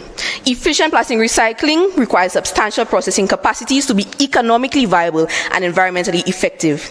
However, let's take a look at Recycle OECS, shall we? Recycle OECS has pointed out the fact that countries in this region face significant challenges with the volume of plastic produced. And let's look at one of the smallest sustainable plastic recycling plants in Switzerland, who processes about 200,000 tons of plastic per year. Think about that. Really do think about that. In relation to how much plastic we produce, this is the smallest recycling plant in Switzerland. How do we compare on that scale? Ladies and gentlemen, this stark contrast highlights the pressing need for substantial investment in recycling infrastructure. However, we also call into question, where is that money coming from? From who? From where? Banning the use of plastics is free. Legislative bans must take precedence over recycling. I now move on to speaking about individual responsibility. Mia Motley is noted for stating that the key to a good decision or good decision making is not knowledge, it is understanding. We are now swimming in the former, knowledge, and we are desperately lacking the latter, understanding. Despite understanding that our worthy opponents have misguided, the success of plastic bans in the OECS already proves the power of individual consumption-driven solutions. St. Lucia's ban on plastic bags in 2021 led to a 20 to 25% reduction in plastic waste within the first year, while in Antigua and Barbuda, we saw a 30% increase in reusable shopping bag usage following the public awareness campaigns in 2020. CDB in 2020 found that communities with strong social ties and a sense of collective responsibility were more likely to adopt waste practices were more likely to enforce and adopt sustainable waste practices, reinforcing that cultural and behavioral shifts, not just technical recycling processes, drive lasting environmental change. Notwithstanding a recently published study, Plastic Policy Hypocrisies, reinforces this argument, revealing the critical flaw in plastic waste management in Caribbean SIDS. While bans and regulations exist, recycling infrastructure remains grossly inadequate, and plastic imports continue at unsustainable levels. This aligns with findings from the OECS Environmental Policy Forum in 2018, which confirmed that individuals who reduce their plastic use, switch to sustainable alternatives, and engage in community-led initiatives create a ripple effect, inspiring widespread behavioral shifts. This is not a call to abandon recycling efforts, no, but rather an acknowledgement that the greatest environmental gains lie in minimizing plastic consumption from the onset, before waste even enters the system. And so finally, I invite you to indulge me as I give you an idea of what we mean by corporate responsibility. Right now, let's look at Chile, for instance. Their deregulated plastic production policies have led to over 30,000 tons of plastic waste annually. Now, according to the UNEP, they are the most polluted country in the world. The solution here in the OECS, we don't want this to happen. This is not something we want to see replicated. The solution here is to make the price of pollution unsustainable. Indulge me. Four basic factors of production: land, capital, and labor. If we consider pollution as a factor of production under extended producer responsibility, this version of EPR would eliminate the use of plastics for reusable containers where feasible. Take, for example, Windward and Leeward Island Brewery here, who use these principles in giving and selling plastics so that customers are incentivized to recycle. In conclusion, ladies and gentlemen, I wish to leave you with this.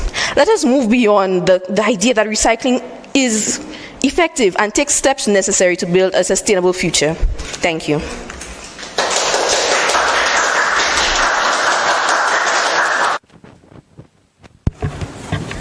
Coming in at about 10 minutes and 3 seconds, the second 7 minutes and 3 seconds.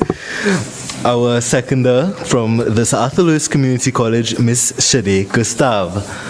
While our judges were confabulating, let me tell you a little bit more about the Recycle OECS project, as well as its youth engagement. You see, this debate competition is a student engagement initiative of the Recycle OECS project. Recycle OECS is being implemented by the OECS Commission in partnership with the development agency Agence Française de Développement, with funding from the European Union. A key aim of that project is to reduce plastic pollution in the OECS region. It falls under a broader EU Zero Waste initiative, which works to strengthen the EU Caribbean Partnership for cooperation in the field of circular economy and solid waste management.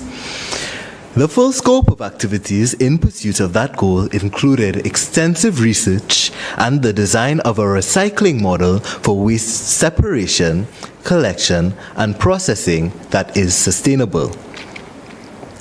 The systems and structure involved make them most eligible to implement a demonstration of this model. The Grenada Solid Waste Management Authority, as well as the Dominica Solid Waste Management Corporation, met the eligibility criteria and run their projects between July 2023 and December 2024. The project also seeks to increase awareness of the threat and the risks of unchecked plastic pollution and pollution in general to people, environment, and economy. Therefore, the project's target audience is diverse, encompassing policymakers, investors, the commercial sector, the waste management sector, community partners, households, and youth. Through their participation in the debates, the students at the leading colleges in the Windward Islands have an opportunity to research the broad range of cross-cutting issues related to waste management and to add their voice to the discourse. To involve youth and communities, the Recycle OECS project has the potential to transform how we handle our waste in our small islands. Launched in 2023, it is showing our OECS region and small island developing states in general can work together to protect the economic systems which sustain lives, livelihoods, and their economic futures from plastic pollution. The project has already engaged thousands of school and community-based youth who are leading the charge for change in their communities. Moving along to the opposition seconder, Joshua Noel brings a remarkable record of economic excellence. A remarkable record of academic excellence and leadership to the debate stage. Currently studying economics, business management, and pure mathematics at T.A. Marisho Community College, this 18-year-old scholar has consistently demonstrated exceptional abilities throughout his educational journey. As a two-time valedictorian with 11 grade 1s at CSEC, Joshua's academic prowess is matched by his leadership capabilities. At TAMCC, he serves as chairperson of the Student Representative Council while maintaining outstanding CAPE results. Participating in debate club and engaging in various student activities, his blend of scholastic achievement and student leadership brings a dynamic presence to the collegiate debate platform. Ladies and gentlemen, welcoming to the stage, Joshua Noel.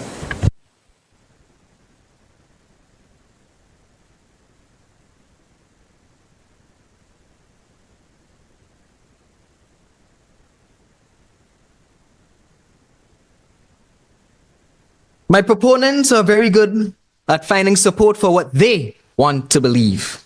But it is all too easy to fall into the trap of assuming that the only thing to see is what we happen to be looking for.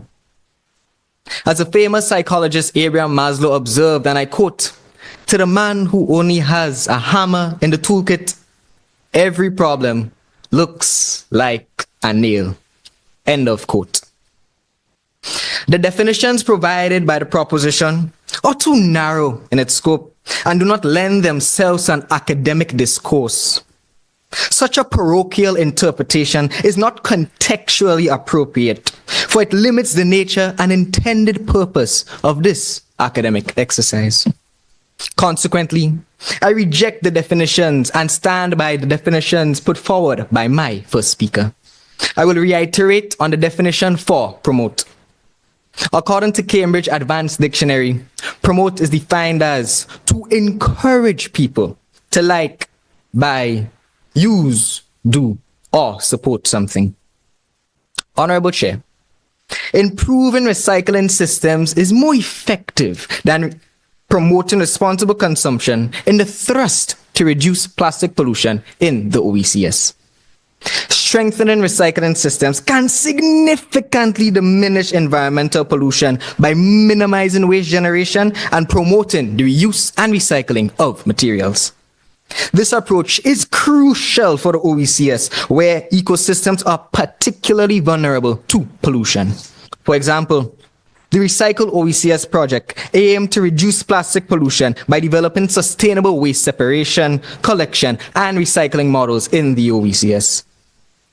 This initiative not only addresses waste management, but simultaneously raises awareness about the environmental and health risks associated with plastic pollution.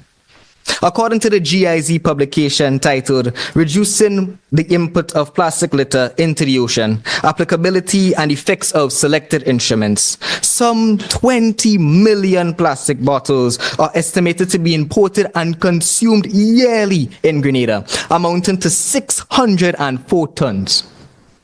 Each year, around 30% of that number, ladies and gentlemen, 181 tons, remains unmanaged and ends up littering the land environment and thus potentially the oceans. The Zero Waste in the Caribbean initiative support OECS member states in developing appropriate waste management strategies, aiming to align waste management systems using circular economy principles and reduce reliance on landfills.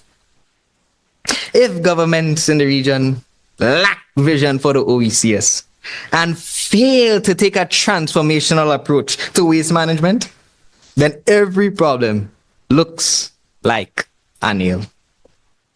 Case in point, according to the International Solid Waste Association ISWA 2020, while recycling systems can help reduce plastic waste, the effectiveness is often hindered by logistical and financial constraints, particularly in small island nations. The ISWA highlights that the success of recycling systems depends on public participation, effective waste sorting, and the availability of processing technology. In a study on recycling effectiveness, Hopewell et al. 2009, it discusses the challenges associated with plastic recycling, noting that only a small percentage of plastics are recycled globally. They concluded that improving recycling systems alone is insufficient without addressing the root causes of plastic overproduction.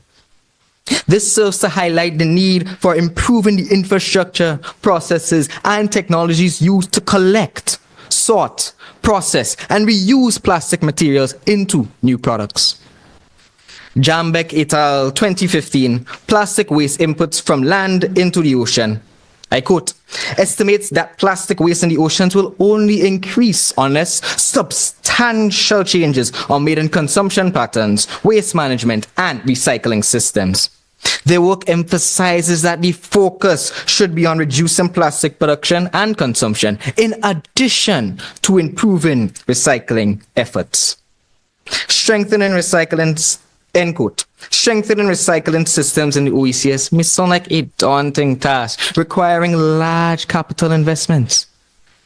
However, something as simple as procuring a compactor truck, which will help facilitate recycling waste materials, as done in Dominica in 2014, is an example of strengthening recycling systems. Additionally, one must remember it involves improving the infrastructure, technology, and processes used to collect, sort, process, and reuse plastic materials. This transition into the circular economy can stimulate economic growth by creating new job opportunities in recycling, remanufacturing, and sustainable product design. It also reduces dependency on imported materials, enhancing economic resilience. For instance, in Dominica, the Solid Waste Management Corporation implemented a curbside collection system for recyclables. This system not only improved recycling efforts, but also contributed to the local economy by creating jobs in waste collection and processing. Honorable Chair, for one to propose that promoting responsible consumption is more effective than improving recycling systems to reduce plastic pollution in the OECS is ill-considered and short-sighted. Recycling systems and promoting responsible consumption are not mutually exclusive. Therefore, there must be a marriage between both strategies to effectively reduce plastic pollution. Because we have always had a hammer in our toolkit, does not mean that every problem is a nail. Sometimes, both a hammer and chisel are effective and very effective. I thank you.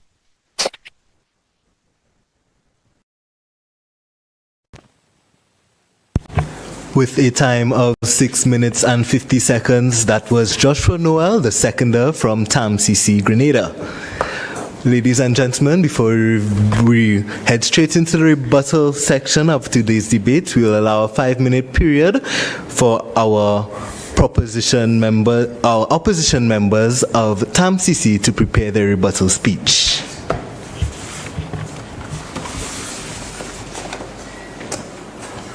Now, it's considered to be one of the biggest threats to the world's oceans. Delegates from UN member states are gathering here to confront the problem of plastic pollution. The goal is to agree on a global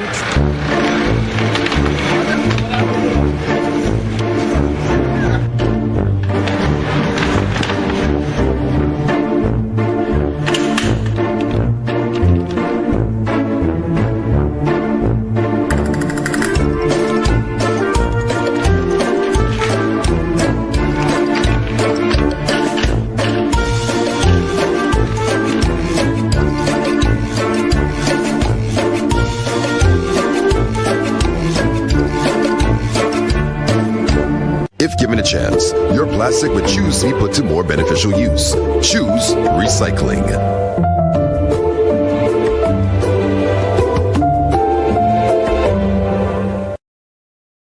Now, it's considered to be one of the biggest threats to the world's oceans. Delegates from UN member states are gathering here. The Recycle OECS model is structured on 5 pillars. Pillar 1, the technical pillar. Landfill space is a finite resource.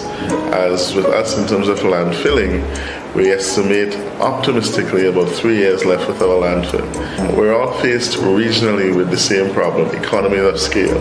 How do you make plastic a resource and get into a circular economy system with that? We opted not just for baling, but for a pelletizing plant. For pelletizing, that becomes the raw material for plastic manufacturing. For the residual material, such as the HDPE or the types of plastics, we can then redirect to various projects, such as the no to single use project, to include in block making and so on. With the twinning with ourselves and Dominica, that would make Dominica, for example, a source of the raw material, aggregate material coming to us, which we then process up to the pellet stage.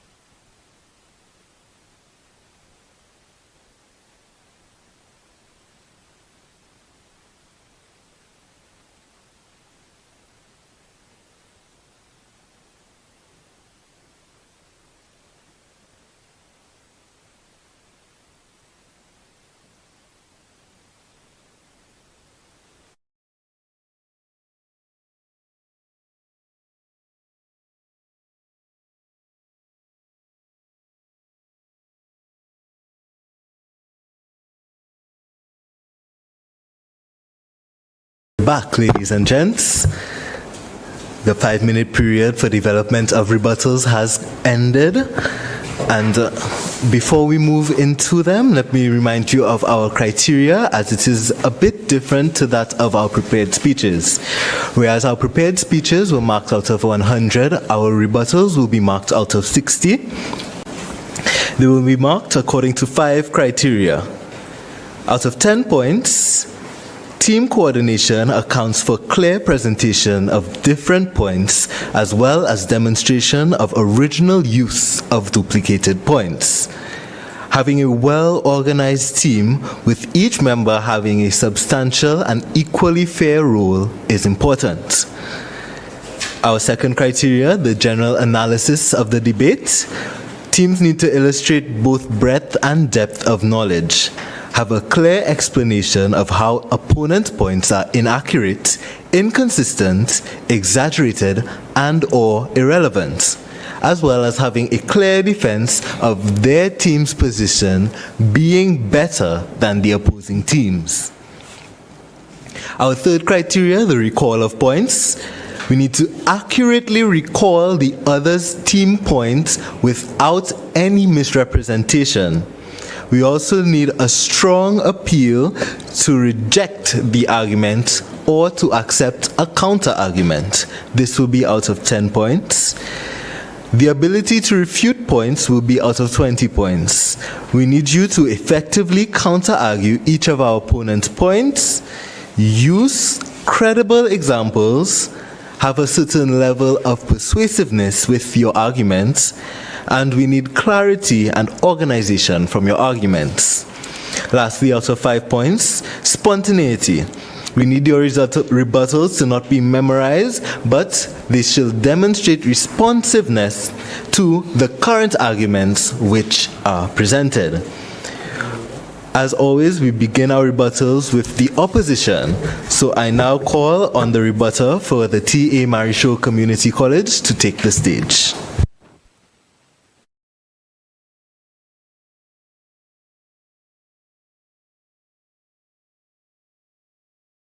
Good afternoon, adjudicators, worthy opponents, and well-wishers. We have witnessed from the proposition a house built on a shaky foundation destined to fall. Should we continue to allow them to build or demolish the infrastructure? We are compelled to demolish. The first speaker defined promote to include legislation.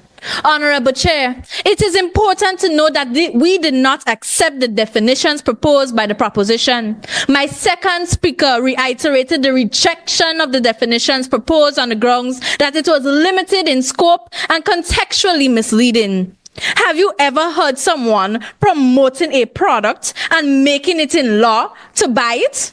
Promote, based on the etymology of the word, also known as the origin of the word, means to encourage. To suggest that promote is inclusive of legislation and enforcement is a far stretch of the truth and absolutely erroneous.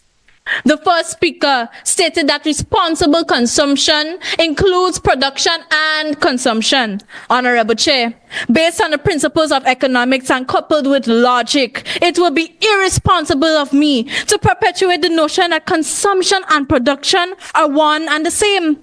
Consumption relates to consumers and production relates to producers. Two different concepts. Responsible consumption refers to the use of goods and services in a way that minimizes environmental impact, prioritizes sustainability, and encourages ethical decision making by consumers, not producers. Then responsible production and responsible consumption are the same thing? Honorable Chair, this is insanity. Additionally, the first speaker stated that responsible consumption stops plastic pollution at the source. However, before it enters into the environment, that in itself is strengthening recycling systems. is strengthening recycling systems because the definition for recycling system refers to the infrastructure, processes, and technologies used to collect, sort, process, and reuse waste materials, including plastics, into new products. The first speaker stated that China restricted its imports due to plastic practice and levels and mountains of plastic piled in Asia. The opposition has fallaciously appealed to an inappropriate authority, mentioning countries such as China, Asia, Chile, and the US. These countries cannot be compared, nor can they be used as an appropriate authority, for these countries are not similar in nature to the economical, geographical, and socio-political construct of the OECS region. So, using these countries as comparison or sources, for example, is a fallacious in nature. The second speaker made the argument that responsible consumption reshapes individual behavior. Raising awareness is crucial, and this might be true, but it takes time that we do not have, time that the turtles do not have, time that the landfills do not have, and time that our ecosystems do not have. Plastic pollution is not an envisaged environmental problem. It is an immediate current today concern that requires not an eventual slow solution, but rather an immediate, present, sustainable, proactive solution. And if you want greater effectiveness, there must be marriage between both concepts. The second speaker also made the argument that legislative action, particularly policy, is essential for responsible consumption. However, we strongly disagree with this assertion, as it goes against our definition of what it means to promote responsible consumption. As stated earlier by my first speaker, our definition of promote refers to encouraging individuals to like, want, buy, use, like, or support something, to make conscious choices about their consumption. It is about empowering consumers to take personal responsibility for their actions and decisions. The second speaker also stated that banning the use of plastics is free. However, I would like to point out that this view overlooks the real cost of shifting consumer behavior. As highlighted by my first speaker, plastic pollution in the OECS remains a serious, urgent issue. The United Nations Environment Programme reported in 2024 320,000 tons of plastic waste remain uncollected annually in the OECS. It requires years of public education, governmental and corporate investment, and societal buy-in resources that could be more effectively used in strengthening recycling systems. To conclude, recycling system is more effective than responsible consumption. I thank you.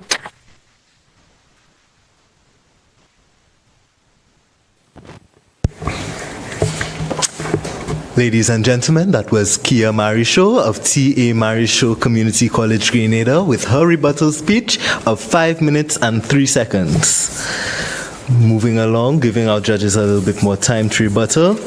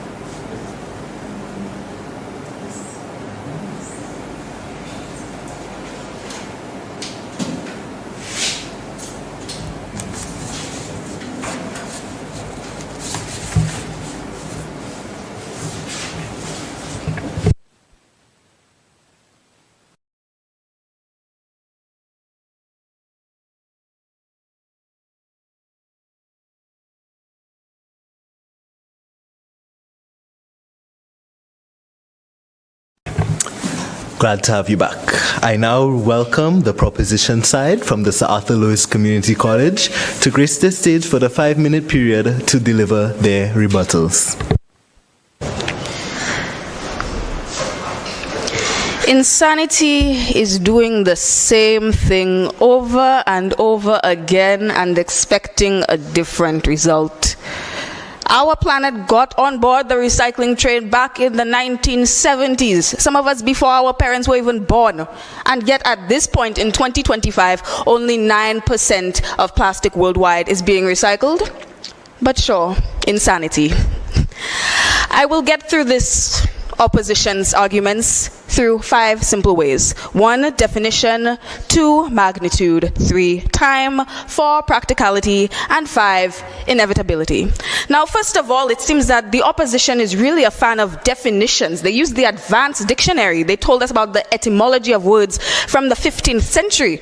They told us that they wanted to flat out reject our definitions. But the fact is, both of us referenced the UN Sustainable Development Goal number 12. It seems that both of us understood that in the OECS, marine pollution is a problem. So it seems that they are trying to act like we are diametrically opposed, but really we stand looking at the same situation. Now, at many points, the leader of the opposition wanted to say that we are using the word promotion incorrectly and that apparently it's supposed to be a marketing term. But it is not simply that. There needs to be a certain level of flexibility in how we define promote. Of course, if you have, for example, litter wardens who are out on the streets and they see that if you're littering, you are going to get fined, that is promoting a certain type of behavior, for example. That encourages something. Second of all, let's talk about magnitude. Now, they brought forward a lot of definitions. We talked about definitions. My academic friends, they talked a lot about magnitude. They talked about how much plastic pollution is in the sea. They mentioned all of the millions of tons and all of this size, but really and truly, they didn't demonstrate what type it is. They didn't truly demonstrate, as my leader said, they had the knowledge, but they didn't demonstrate an understanding of the type of plastic. For example, they had spoken about how much ocean pollution there is. They mentioned polystyrene, but moderator, polystyrene is not recyclable. The main kinds of recycling that we have in the OECS and in most countries, we have the kinds of bottles that you use from drinking water, is it PET plastic, and we have, is it HDPE, that's the kind like, for example, milk cartons. Those are the kinds of plastic that we use. But they hadn't demonstrated just how much of this plastic would work under the recycling system that they are proposing. Secondly, they stated that it's going to take time. It's going to take time that the turtles do not have. However, when we said that legislation is free, it is true. It's true. For example, they said that we cannot do it without legislation support. But we never said that. Why is that all of a sudden something we're considering? Why do we have to negate legislative support? For example, St. Lucia had our Styrofoam Prohibition Act in 2019, and it's 2025. At this point, we essentially have a ban. I haven't seen a Styrofoam container in so long. Everybody's carrying around their Massey bag that has the pretty lady on it. Every time you see that, it's a part of our culture at this point that we use recyclable materials.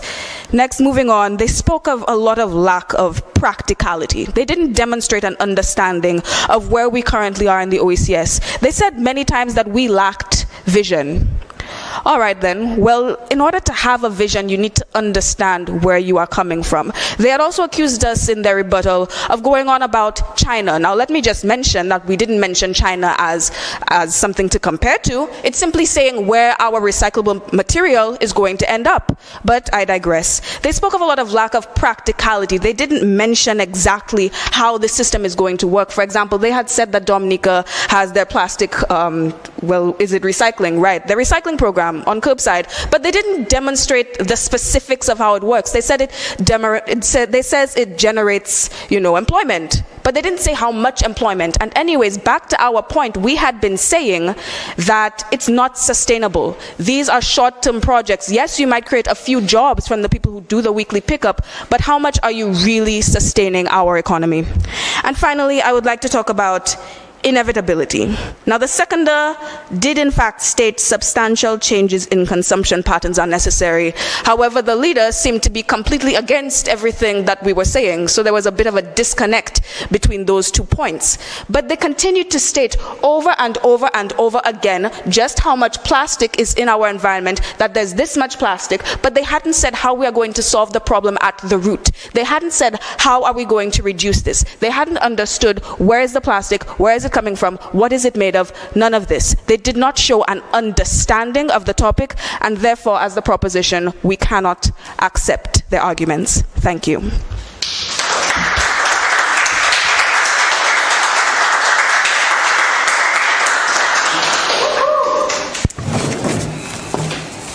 With a time of 5 minutes on the dot, that was Ms. Shine Savory, leader of the proposition side here at the Sir Arthur Lewis Community College, St. Lucia. Now our judges have the unenviable task of calculating, tabulating, and putting together to ultimately decide the victor of today's debate. While that happens, we will take a short break and then some time to formulate some thoughts on our own personal beliefs and conceptions on this serious issue.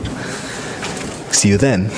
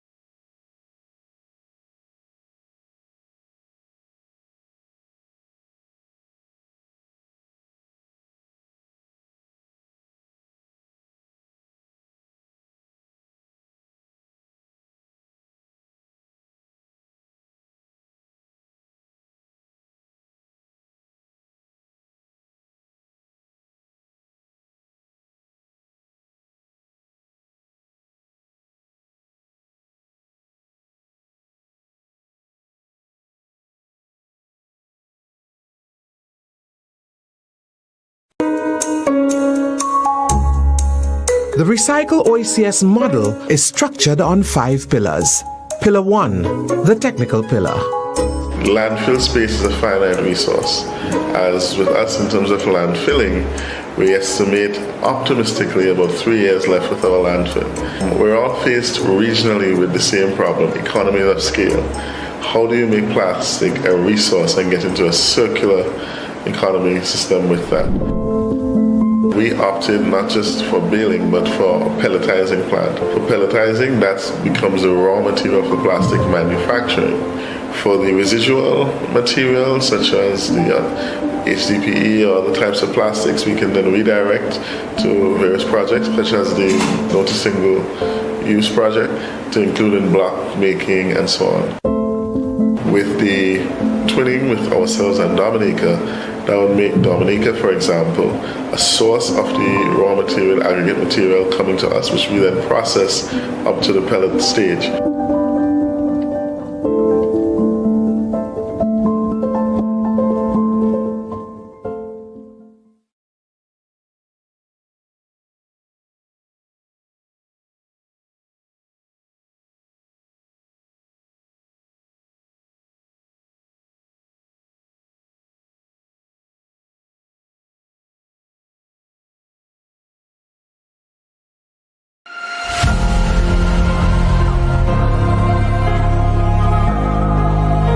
In a world where our economic lifelines and natural beauty are at risk, plastic pollution is a silent threat to our OECS islands.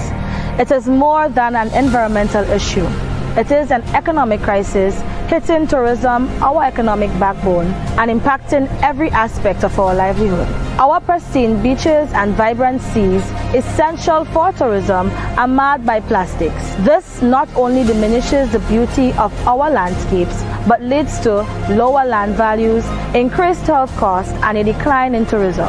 The ripple effects across agriculture and fisheries erode our economic foundation.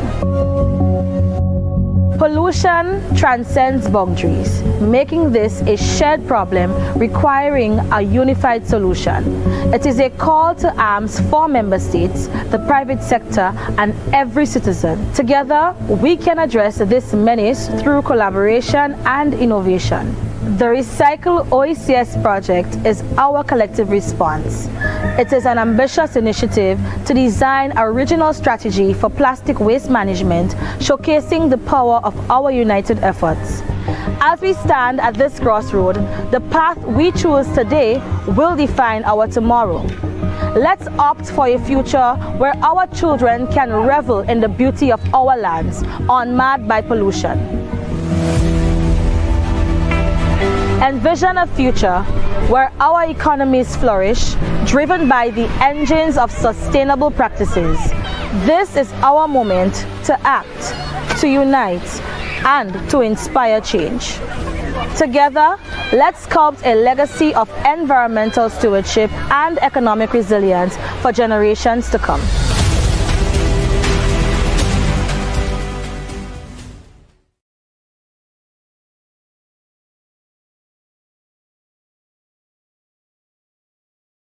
Many of us take our health and well-being seriously. We exercise, we eat right, we try hard. Sometimes we give up.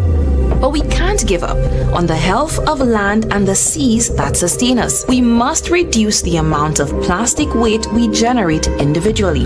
A person can generate up to 70 times their weight in waste. That's over 10,000 pounds of plastic over a lifetime. Now multiply that by the country's population. Without reuse, repurposing, or recycling, each OECS island will generate more than 1 billion pounds of plastic waste over a lifetime. This can't be our legacy. Separate plastic waste for transport to a facility that reuses, repurposes, or recycles. Recycle OECS. Green actions, blue oceans. Hello, OECS. Dominica is living up to its reputation as the Nature Isle and its goal to be a resilient country. We are establishing a recycling culture, ridding our landfill of plastic waste. Under the Recycle OECS pilot project, residents and business owners are being encouraged to see the potential in plastic. Every day, plastic bottles can be sorted and prepared for collection and recycling. Plastic is not waste. There is opportunity in plastic recycling.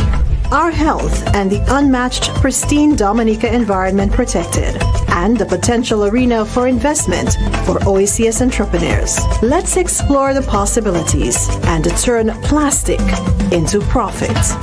Recycle OECS. Green actions, blue oceans. Many of us take our health and well-being seriously. We exercise, we eat right, we try hard. Sometimes we give up. But we can't give up on the health of land and the seas that sustain us. We must reduce the amount of plastic weight we generate individually. A person can generate up to 70 times their weight in waste. That's over 10,000 pounds of plastic over a lifetime. Now multiply that by the country's population. Without reuse, repurposing, or recycling, each OECS island will generate more than 1 billion pounds of plastic waste over a lifetime. This can't be our legacy. Separate plastic waste for transport to a facility that reuses, repurposes, or recycles. Recycle OECS. Green actions, blue oceans. Hello, OECS. Grenada is on a track to become a Caribbean trendsetter for waste management and recycling. We are establishing a recycling culture to rid our landfill, our country, of plastic waste. Under the OECS Recycle Pilot Project, residents and the business sector are being encouraged to see the potential in plastic. Every day, plastic bottles can be stored and prepared for collection and recycling. Plastic is not waste.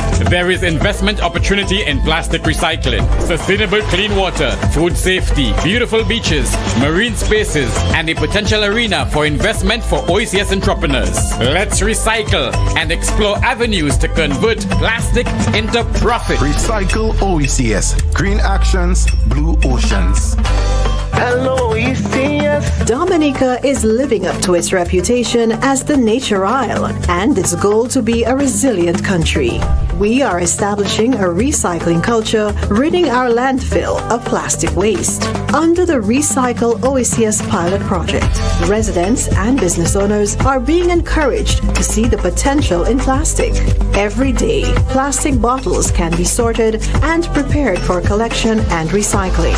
Plastic is not waste. There is opportunity in plastic recycling.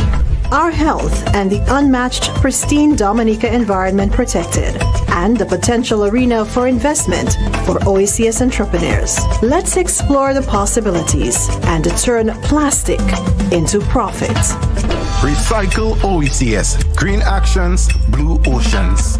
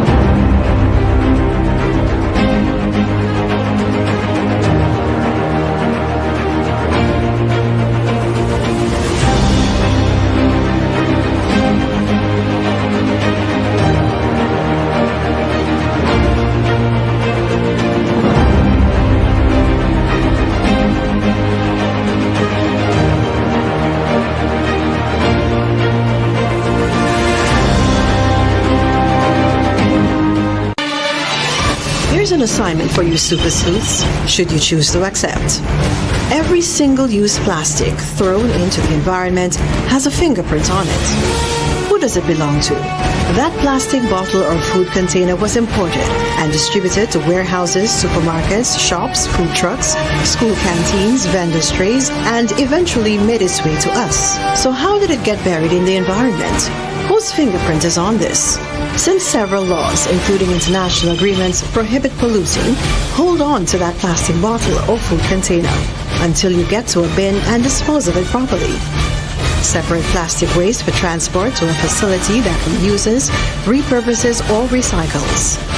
It's the responsible thing to do.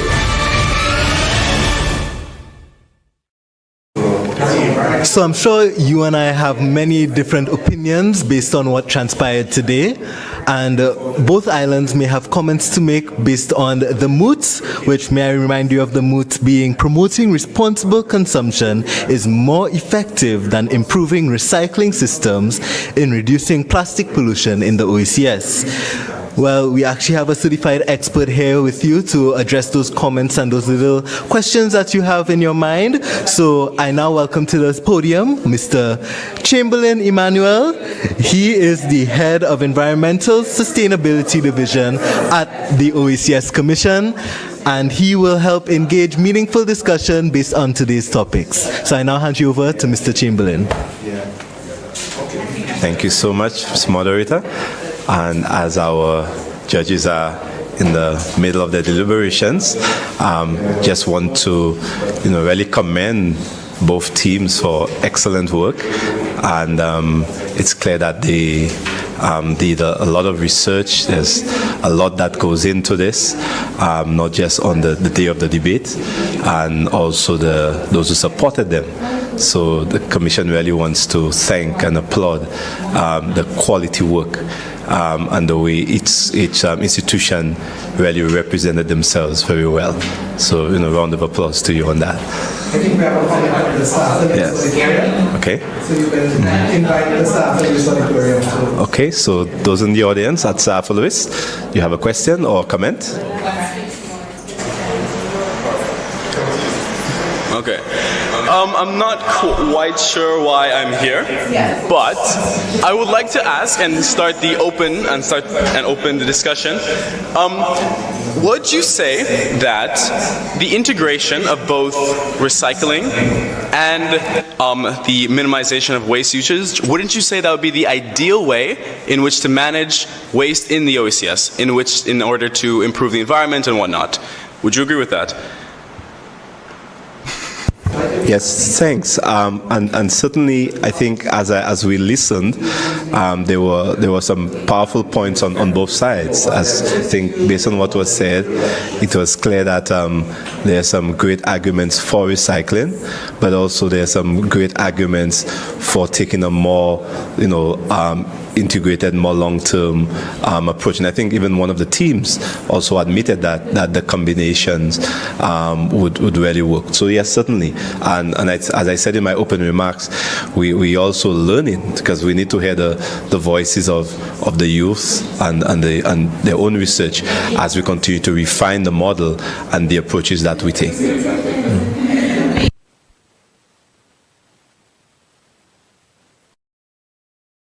As an expert, does I would this also like to answer the know question? how much do these recycling initiatives usually cost? I believe this was a point brought up by both the proposition and the opposition, but just coming from an expert opinion, are these initiatives financially feasible for countries in the Caribbean and specifically the OECS?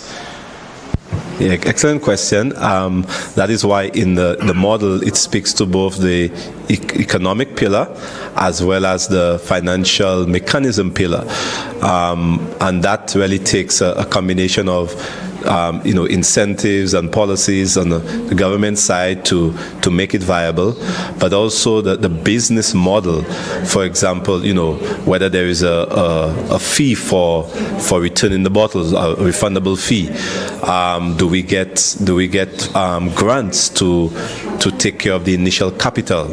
So all of these are, it's a complex working out of how to make it viable, but it does cost a lot of money, and that's why most times we need some sort of support from the outside.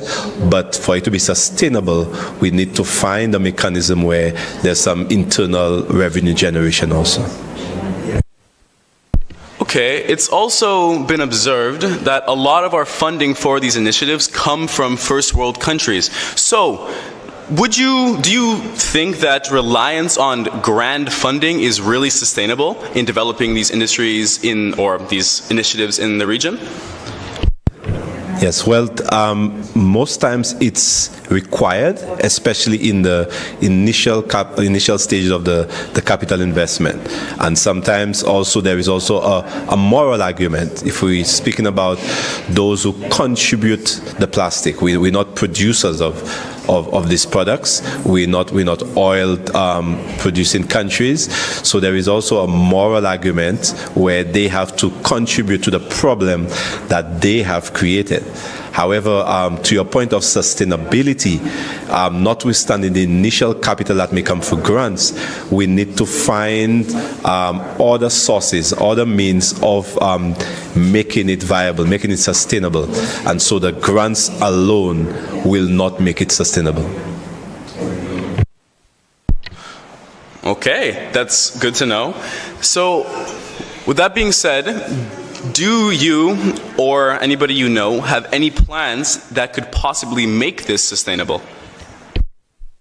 Yes, well, actually, that was a key requirement of the Recycle OECS project. We had a consortium on board who would have done the research and also begun the process of demonstrating the model in Dominica and Grenada, as well as given some support to an initial pilot that was started in St. Lucia. But the jury is still out. It is still a work in progress. The two countries are still in the process of demonstrating, and so over time, and so we've now just completed the initial investment, and so over time we'll continue to monitor and continue to refine and learn so that we can get to what is a model for our context in the OECS. Okay. Granted, considering the fact that we are two college bodies or multiple college bodies speaking, would you say that education on matters regarding recycling and waste reduction, would you say that we are undereducated as a society? What I mean by this is that it is not taught enough in schools, because since fourth grade, I haven't heard anything about recycling initiatives, and I haven't learned anything new. It's kind of just gone dark. So I personally think that it should be taught throughout school. Would you agree with me? And if so, how would you integrate this? Well, thanks, but I cannot disagree with you. It's as someone in the system. So if you're saying that enough is not being taught, then I guess the point is instructive. What I would say is we have been investing a lot in public awareness, but the truth is, are we really seeing the right level of results for that investment in public awareness? We need to look at other approaches to that public engagement and empowerment, so that, to your point, we can really change the DNA from the younger ones, so that the next generation can really be fully empowered, and we can change the way our behavior in terms of waste management. All right, understood. Well, I personally think that the incentivization of things like rewards and monetary gain, even for the children, would actually be a lot, because we are all very money-hungry individuals, especially in this modern age. We like things, which is unfortunate, and it does contribute to our waste problem. However, yes, thank you for sharing that. I'm contemplating another question to ask. Does any of the audience wish to interact with the sir?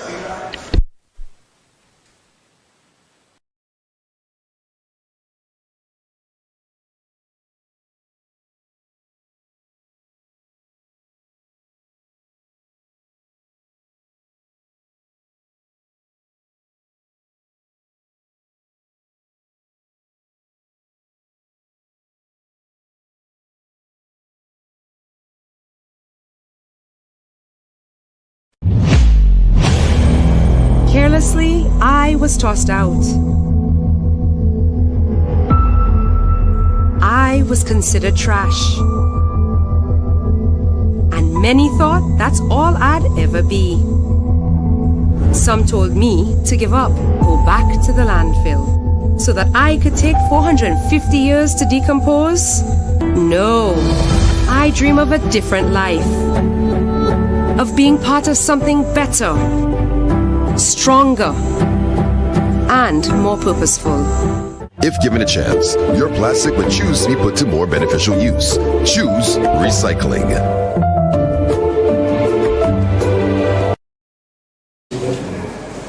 Okay, great. So I'm not going to speak too much about the debates as the scores are still being tallied, but just one thing I noticed that came up quite often is the examples of recycling in the different parts of the world.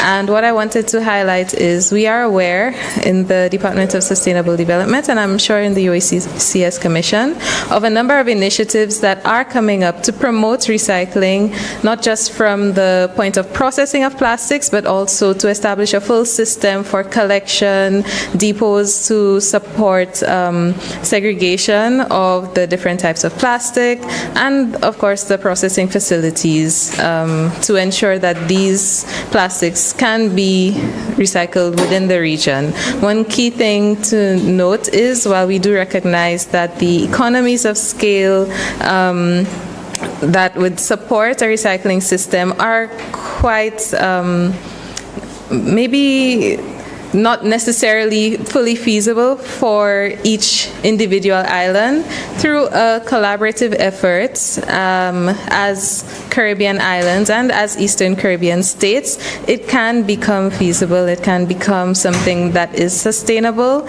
as long as we have that regional approach to taking on and establishing this kind of system. So we're aware of a few initiatives that are trying to promote that as much as possible.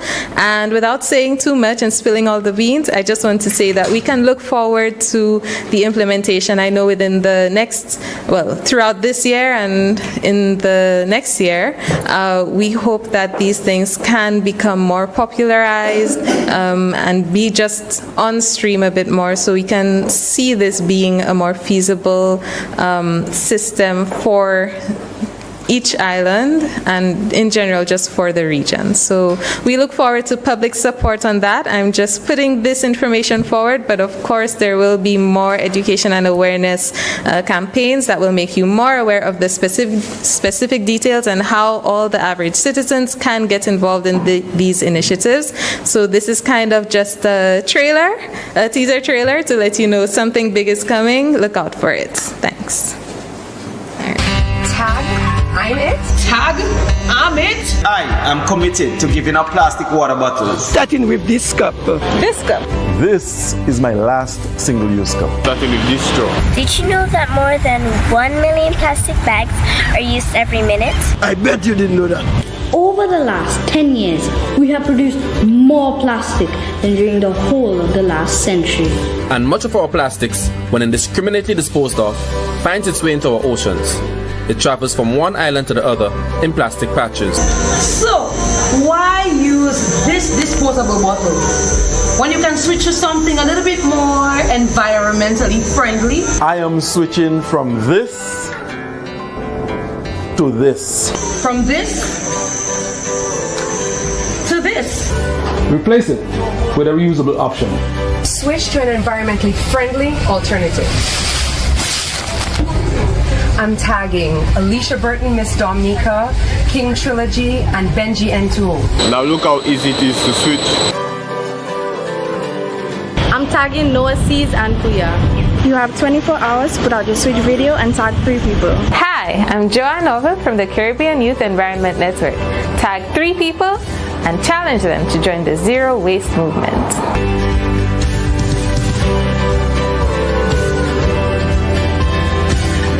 Presence of the Chief Executive Officer of Peter & Company, Mr. Juan Bailey. Now, this debate has been centered around something that is very akin to what you do. The plastics that people consume, at the end of the day, they are fast-moving goods, something that with little thought is just purchased off of the shelves of a Massey stores or wherever. And we know that from a distribution point, responsible for bringing in these plastic goods into the companies, what feasible way is there to limit environmental impact, and how could that relate to the mood that we spoke about today in the private sector?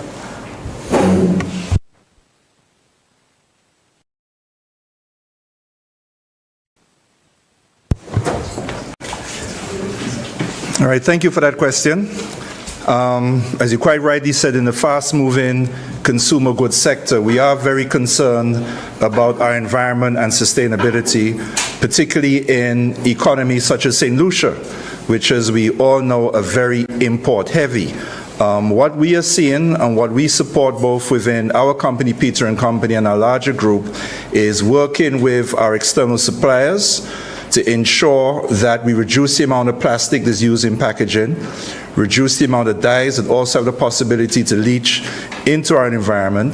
And what we've been seeing in recent years, particularly in the last 2 to 3 years, as we've entered the post-COVID regime, is that more and more of our suppliers are becoming sensitive to the environmental impact that their packaging has. So our company, as well as our group, we're committed to working with external principals who are committed to ensuring that they reduce plastic waste wherever possible. There are alternatives to the traditional plastics that are biodegradable, but will still protect the integrity of the food that you eat. In addition to that, as would have been stated by some of the previous speakers, given our small scale, we don't directly have enough scale ourselves to really drive the agenda. So our strategy is, in particular, when working with our larger international principals, to find out what's happening globally, what's happening in other markets, because St. Lucia, Grenada, we're all part of a global village. So where we see there are initiatives happening in other markets, then we engage our suppliers and say that we may be small, but this is highly relevant to us as vulnerable small island developing states. So we embrace those initiatives and we advocate as well, because being a company operating in St. Lucia, our group operates in other markets, we have to be good corporate citizens because we all live here, we all feel the impacts of pollution, what it does to us on a day-to-day basis, and we want to make sure that from our company perspective, we do everything to ensure that we leave our islands such as St. Lucia and Grenada as beautiful and tranquil as they are now, and hopefully we continue to improve on that and eliminate plastic waste. Thank you. Thank you for your well-detailed and clear response. This is particularly relevant because, as we hear in St. Lucia, not many of us are conscious of the fact that we produce so much waste and it outweighs our population. As I mentioned earlier, plastic pollution accounted for a nearly 1.3 million US loss in our fisheries and tourism sectors, which is something to think about, especially since we don't think about usually when we use our plastic waste. Where does it end up? What is the life of this plastic bottle? How does it go from when I throw it away, what happens to it? We don't really think about it. We throw our thoughts alongside the trash.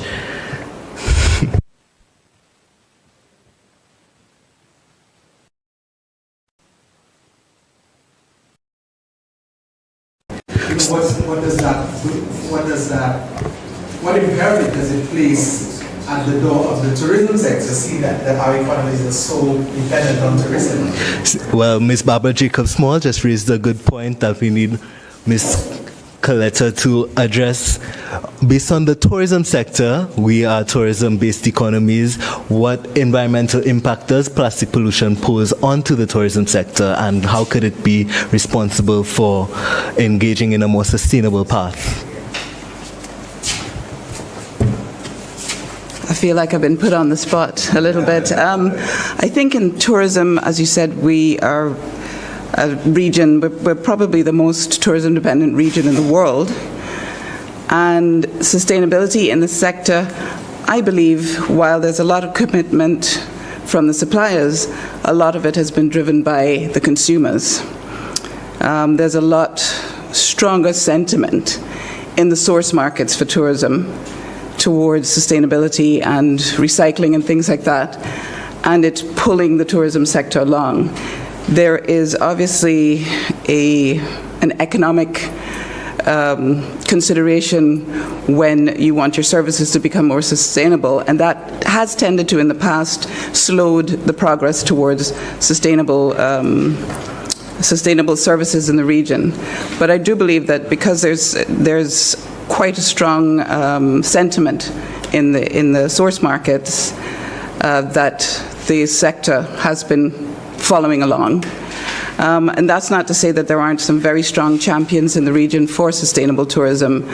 That's very definitely the case. I think that, generally speaking, there's strong movement in the right direction.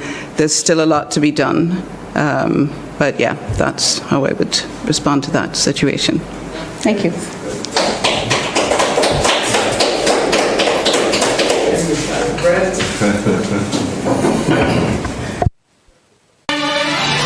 Here's an assignment for you super sleuths, should you choose to accept. Every single-use plastic thrown into the environment has a fingerprint on it. Who does it belong to? That plastic bottle or food container was imported and distributed to warehouses, supermarkets, shops, food trucks, school canteens, vendor trays, and eventually made its way to us. So how did it get buried in the environment? Whose fingerprint is on this? Since several laws, including international agreements, prohibit polluting, hold on to that plastic bottle or food container until you get to a bin and dispose of it properly. Separate plastic waste for transport to a facility that reuses, repurposes, or recycles. It's the responsible thing to do. Representative from the agricultural sector, I have with me Mr. Brent Theophil of ICA, who can maybe give us a little bit more insight as to what plastic pollution and sustainable futures mean as it pertains to the agricultural industry. Yes. Thank you for that, and good afternoon to everyone. From the agricultural sector's perspective, we are particularly concerned with issues of packaging and product development with regards to sustainable consumption. We realize that there will always be opportunities in the market space to advertise, promote, and target the particular interests of different consumer segments.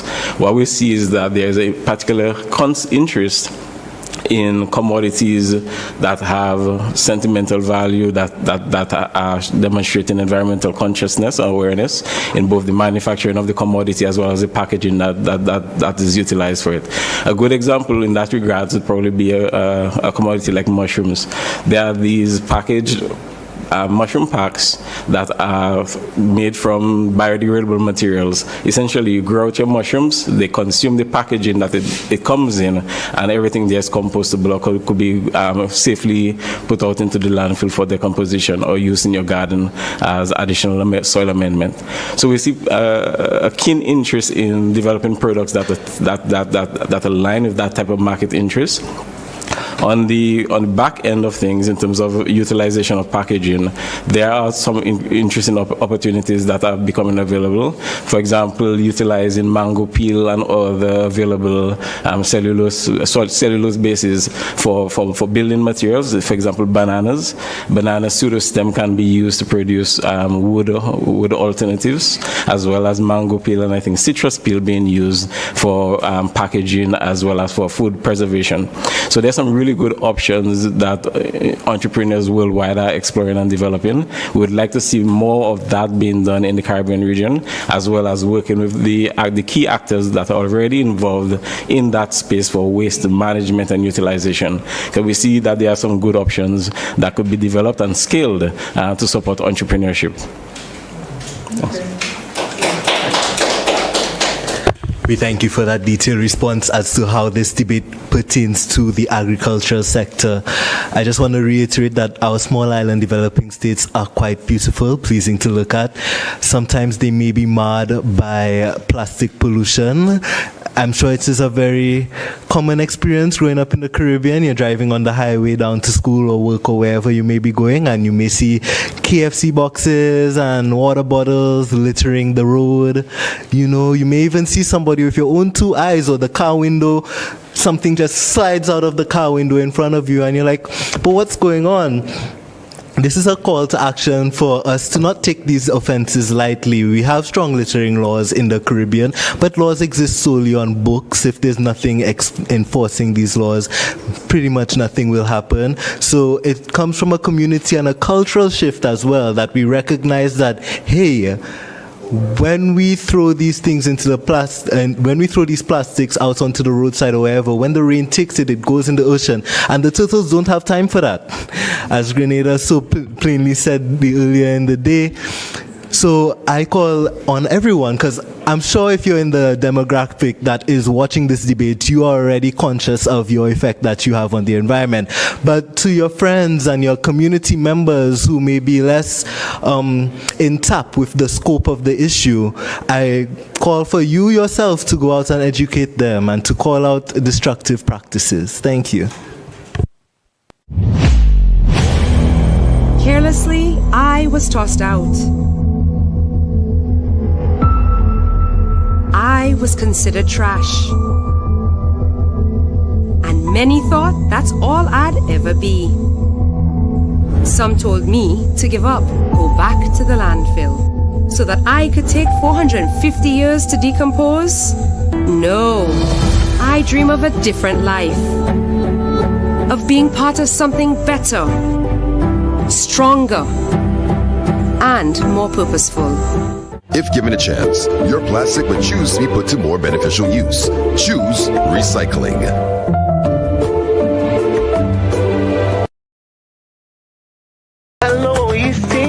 Dominica is living up to its reputation as the Nature Isle and its goal to be a resilient country. We are establishing a recycling culture, ridding our landfill of plastic waste.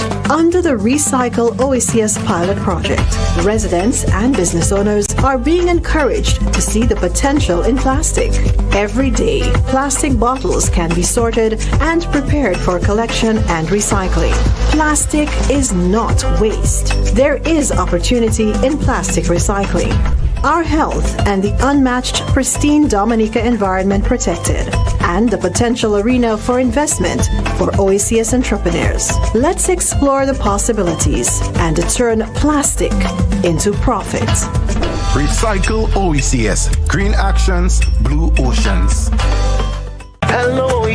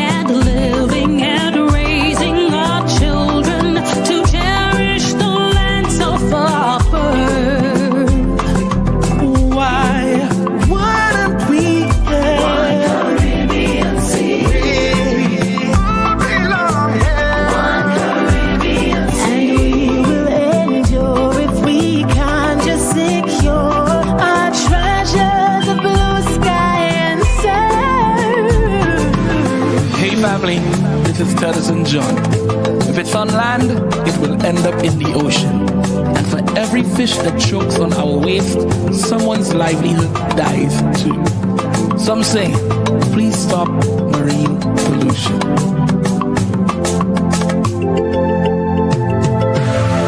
So many islands, familiar connections, sharing resources, one economy.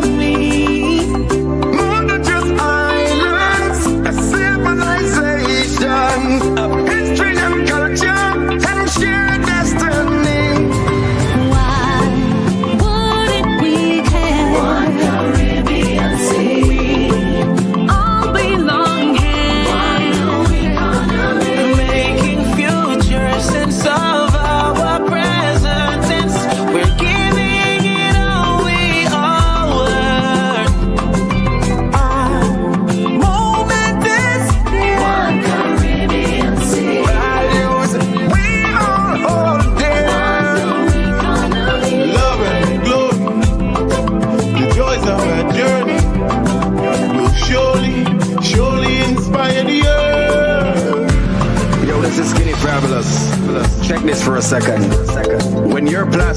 Engine oil, factory waste, and fertilizer runoff end up in the sea. That's a real bad vibe. Trust me, gotta cut it out. We all have to stop that. And that's the memo right there.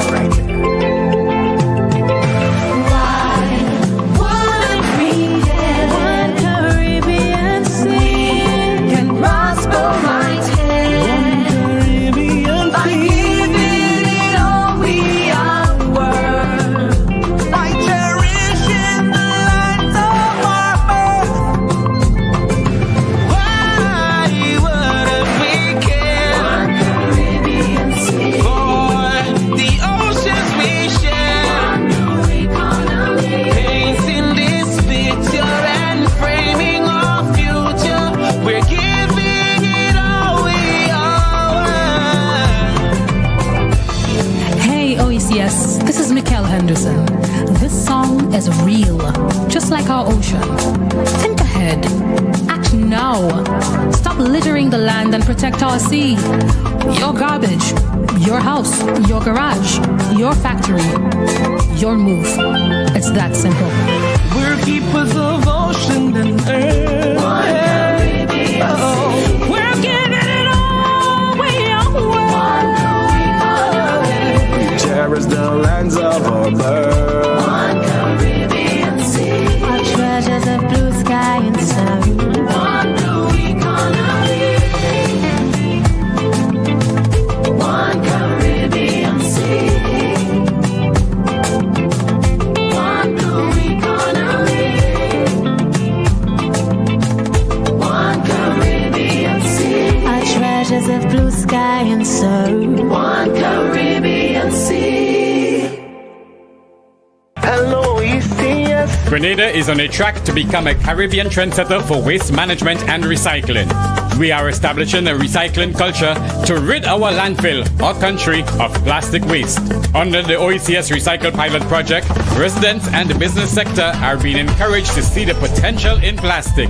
Every day, plastic bottles can be stored and prepared for collection and recycling. Plastic is not waste. There is investment opportunity in plastic recycling, sustainable clean water, food safety, beautiful beaches, marine spaces, and a potential arena for investment for OECS entrepreneurs. Let's recycle and explore avenues to convert plastic into profit. Recycle OECS. Green actions, blue oceans. Many of us take our health and well-being seriously. We exercise, we eat right, we try hard. Sometimes we give up. But we can't give up on the health of land and the seas that sustain us. We must reduce the amount of plastic weight we generate individually. A person can generate up to 70 times their weight in waste. That's over 10,000 pounds of plastic over a lifetime. Now multiply that by the country's population. Without reuse, repurposing, or recycling, each OECS island will generate more than 1 billion pounds of plastic waste over a lifetime. This can't be our legacy. Separate plastic waste for transport to a facility that reuses, repurposes, or recycles. Recycle OECS. Green actions, blue oceans. I'd like to thank each and every one of you for letting me moderate such an intriguing battle of wit. Both the semifinals and the finals blew me away with the capability and capacity for talent that we have here in the Windward Islands in terms of our debate, our research skills, our speaking skills. I'd just like to inform you all that all 4 teams will be receiving goodies inside of a backpack for them to enjoy, and the winning team will receive premium laptops which will help further their studies and research capabilities. But just once again, thank you. As a former debater myself, I know it was really rough on you all, having to do 2 back-to-back, but I applaud you on your dexterity, your discipline, and your ability to concentrate and present sound and logical arguments in such a timely fashion.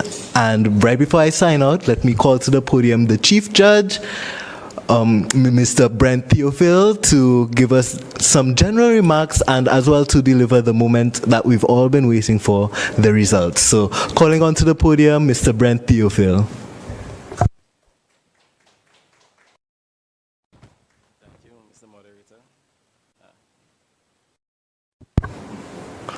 Thank you, Mr. Moderator. And on behalf of the judges, let me just say thanks to the organizers of the event for the invitation to contribute to this very, very enthusiastic and very, very much informative debate this afternoon.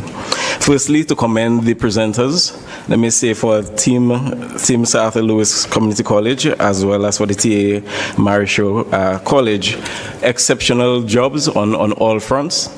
The judges did find something resounding amongst all the presenters. And in our deliberations as to who we thought would be the best presenter, let me assure you that it was a back and forth, that there was deep consideration of the emotive points, the strong use of evidence, the use of wit, cynicism, as well as the confidence in particular that the presenters showcased in their own presentations. That said, we did find that overall, exceptional use of evidence and facts to substantiate points. That was a consistent theme. Very good use of very good articulation. In firstly presenting a clear outline of the points for the argument, as well as the exposition around that. We also wanted to reflect on the spontaneity of the presenters, especially in the rebuttal. That part of the debate especially stood out for us in the presenters showcasing their ability to think on their feet, as well as to use the content that would have been presented in the opposition in favor of their own points. So again, to commend the teams for an exceptional job done today in showcasing the merits of their views on the topic at hand, the moot at hand. That said, after much deliberation, the judges did agree that overall we thought that Miss Shine Savory was the overall best presenter. So congratulations to her. And to also note, yeah, we're hearing the applause, but very much so to note, Mr. Noel, Joshua Noel, Kia Marisho, and Miss Shade Gustav in your presentations. Again, exceptional jobs well done, and thank you all for such a good show of force in presenting your views on the moot at hand. Thank you.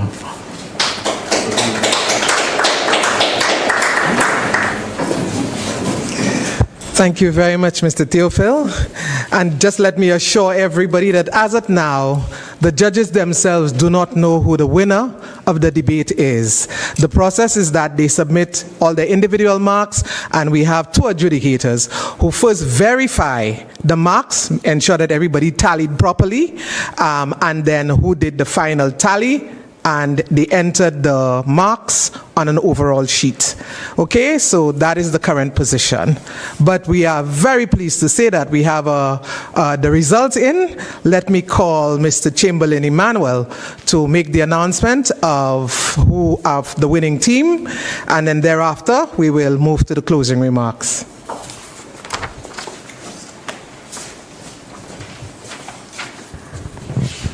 Okay, and the Grammy goes to. Okay, so again, I don't envy the work of the judges, and want to thank them again for an excellent job. I will give you the two total scores. The second place got 1,025 points in all, and the first place got 1,042 points. And the overall winner, T.A. Marishaw Community College. Congratulations to you.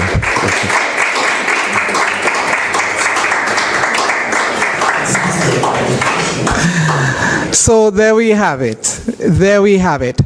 But I want to lend my thanks. I want to add my thanks and my gratitude to, the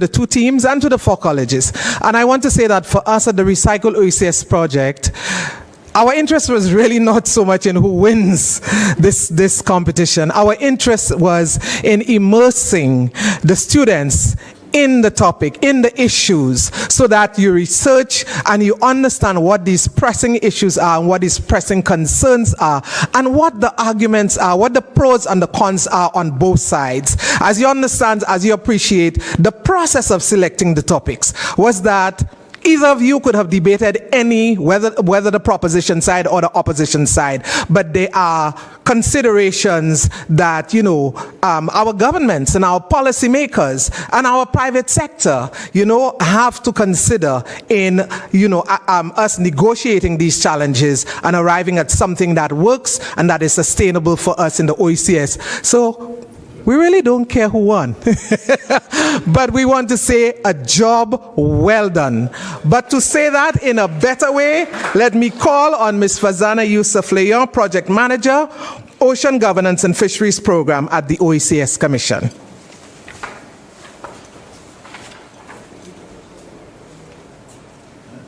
Good afternoon, everyone. And let me just say once again, congratulations to both teams, but especially, of course, the T.A. Mary Show Community College.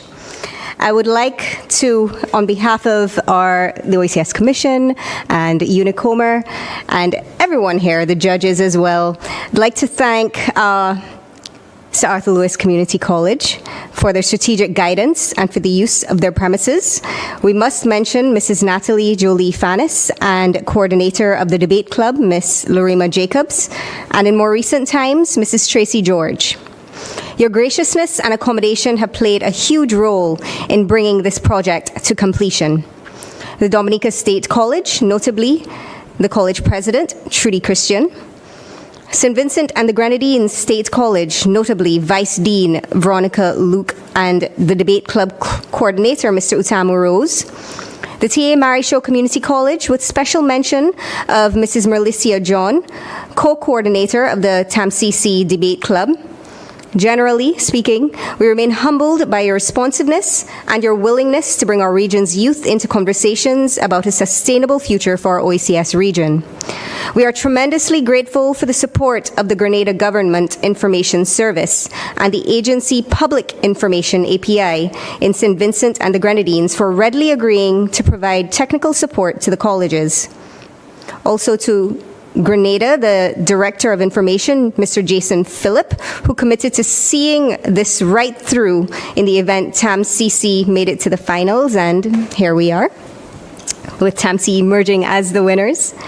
A big thank you also to the National Television Network in St. Lucia for live streaming the finals and helping us to reach a wider audience. 15 very busy professionals also answered the call to serve as judges. So thank you, judges. Across the 3 debates, we again express our heartfelt thanks. Heartfelt thanks also go out to the Independent Film Company, who clearly got more than they signed up for, but constantly gave us the assurance that they are in 100%. Thank you. And of course, Mrs. Barbara Jacobs Small, thank you so much for working tirelessly to ensure that this debate series is a success. Thank you, of course, to our sponsors, Unicomer. Certainly, you probably will not be seeing the prizes at this time because we weren't certain exactly which college would emerge as winners. However, we will be gifting the colleges their prizes at a later date. But thank you to Unicomer who sponsored the prizes. And now lastly, the debaters. We must single you out individually for your excellent research and your commendable delivery.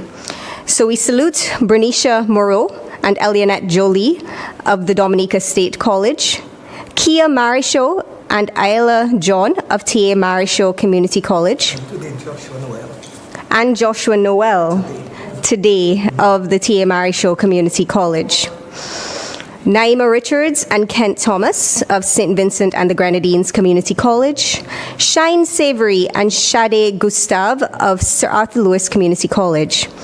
Over these 2 rounds of debate, there is one feeling you've evoked in our audience, and that is a sense of pride. Now, whether you choose responsible consumption or recycling, or both, We hope that the information that you gathered through this debate series will help you to become environmental stewards and to reduce your waste footprint. Also, not just see waste as something to toss away, but also as a resource. Thank you so much, everyone.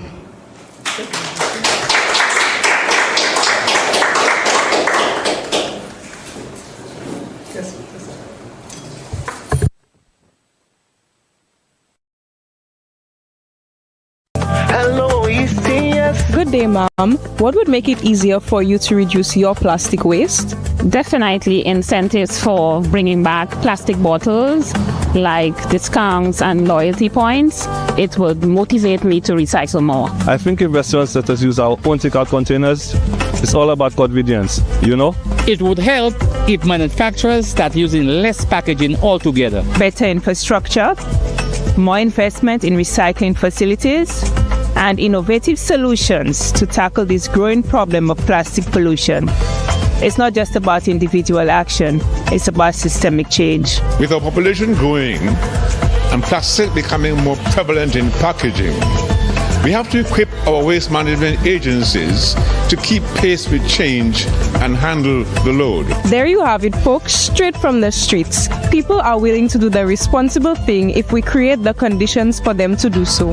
Recycle OECS. Green actions, blue oceans. Carelessly, I was tossed out. I was considered trash.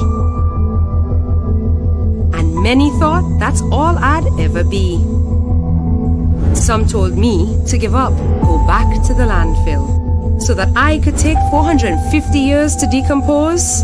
No, I dream of a different life, of being part of something better, stronger, and more purposeful.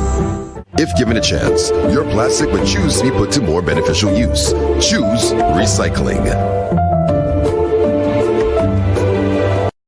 Now, it's considered to be one of the biggest threats to the world's oceans. Delegates from UN member states are gathering to confront the problem of plastic pollution. The goal is to agree on a global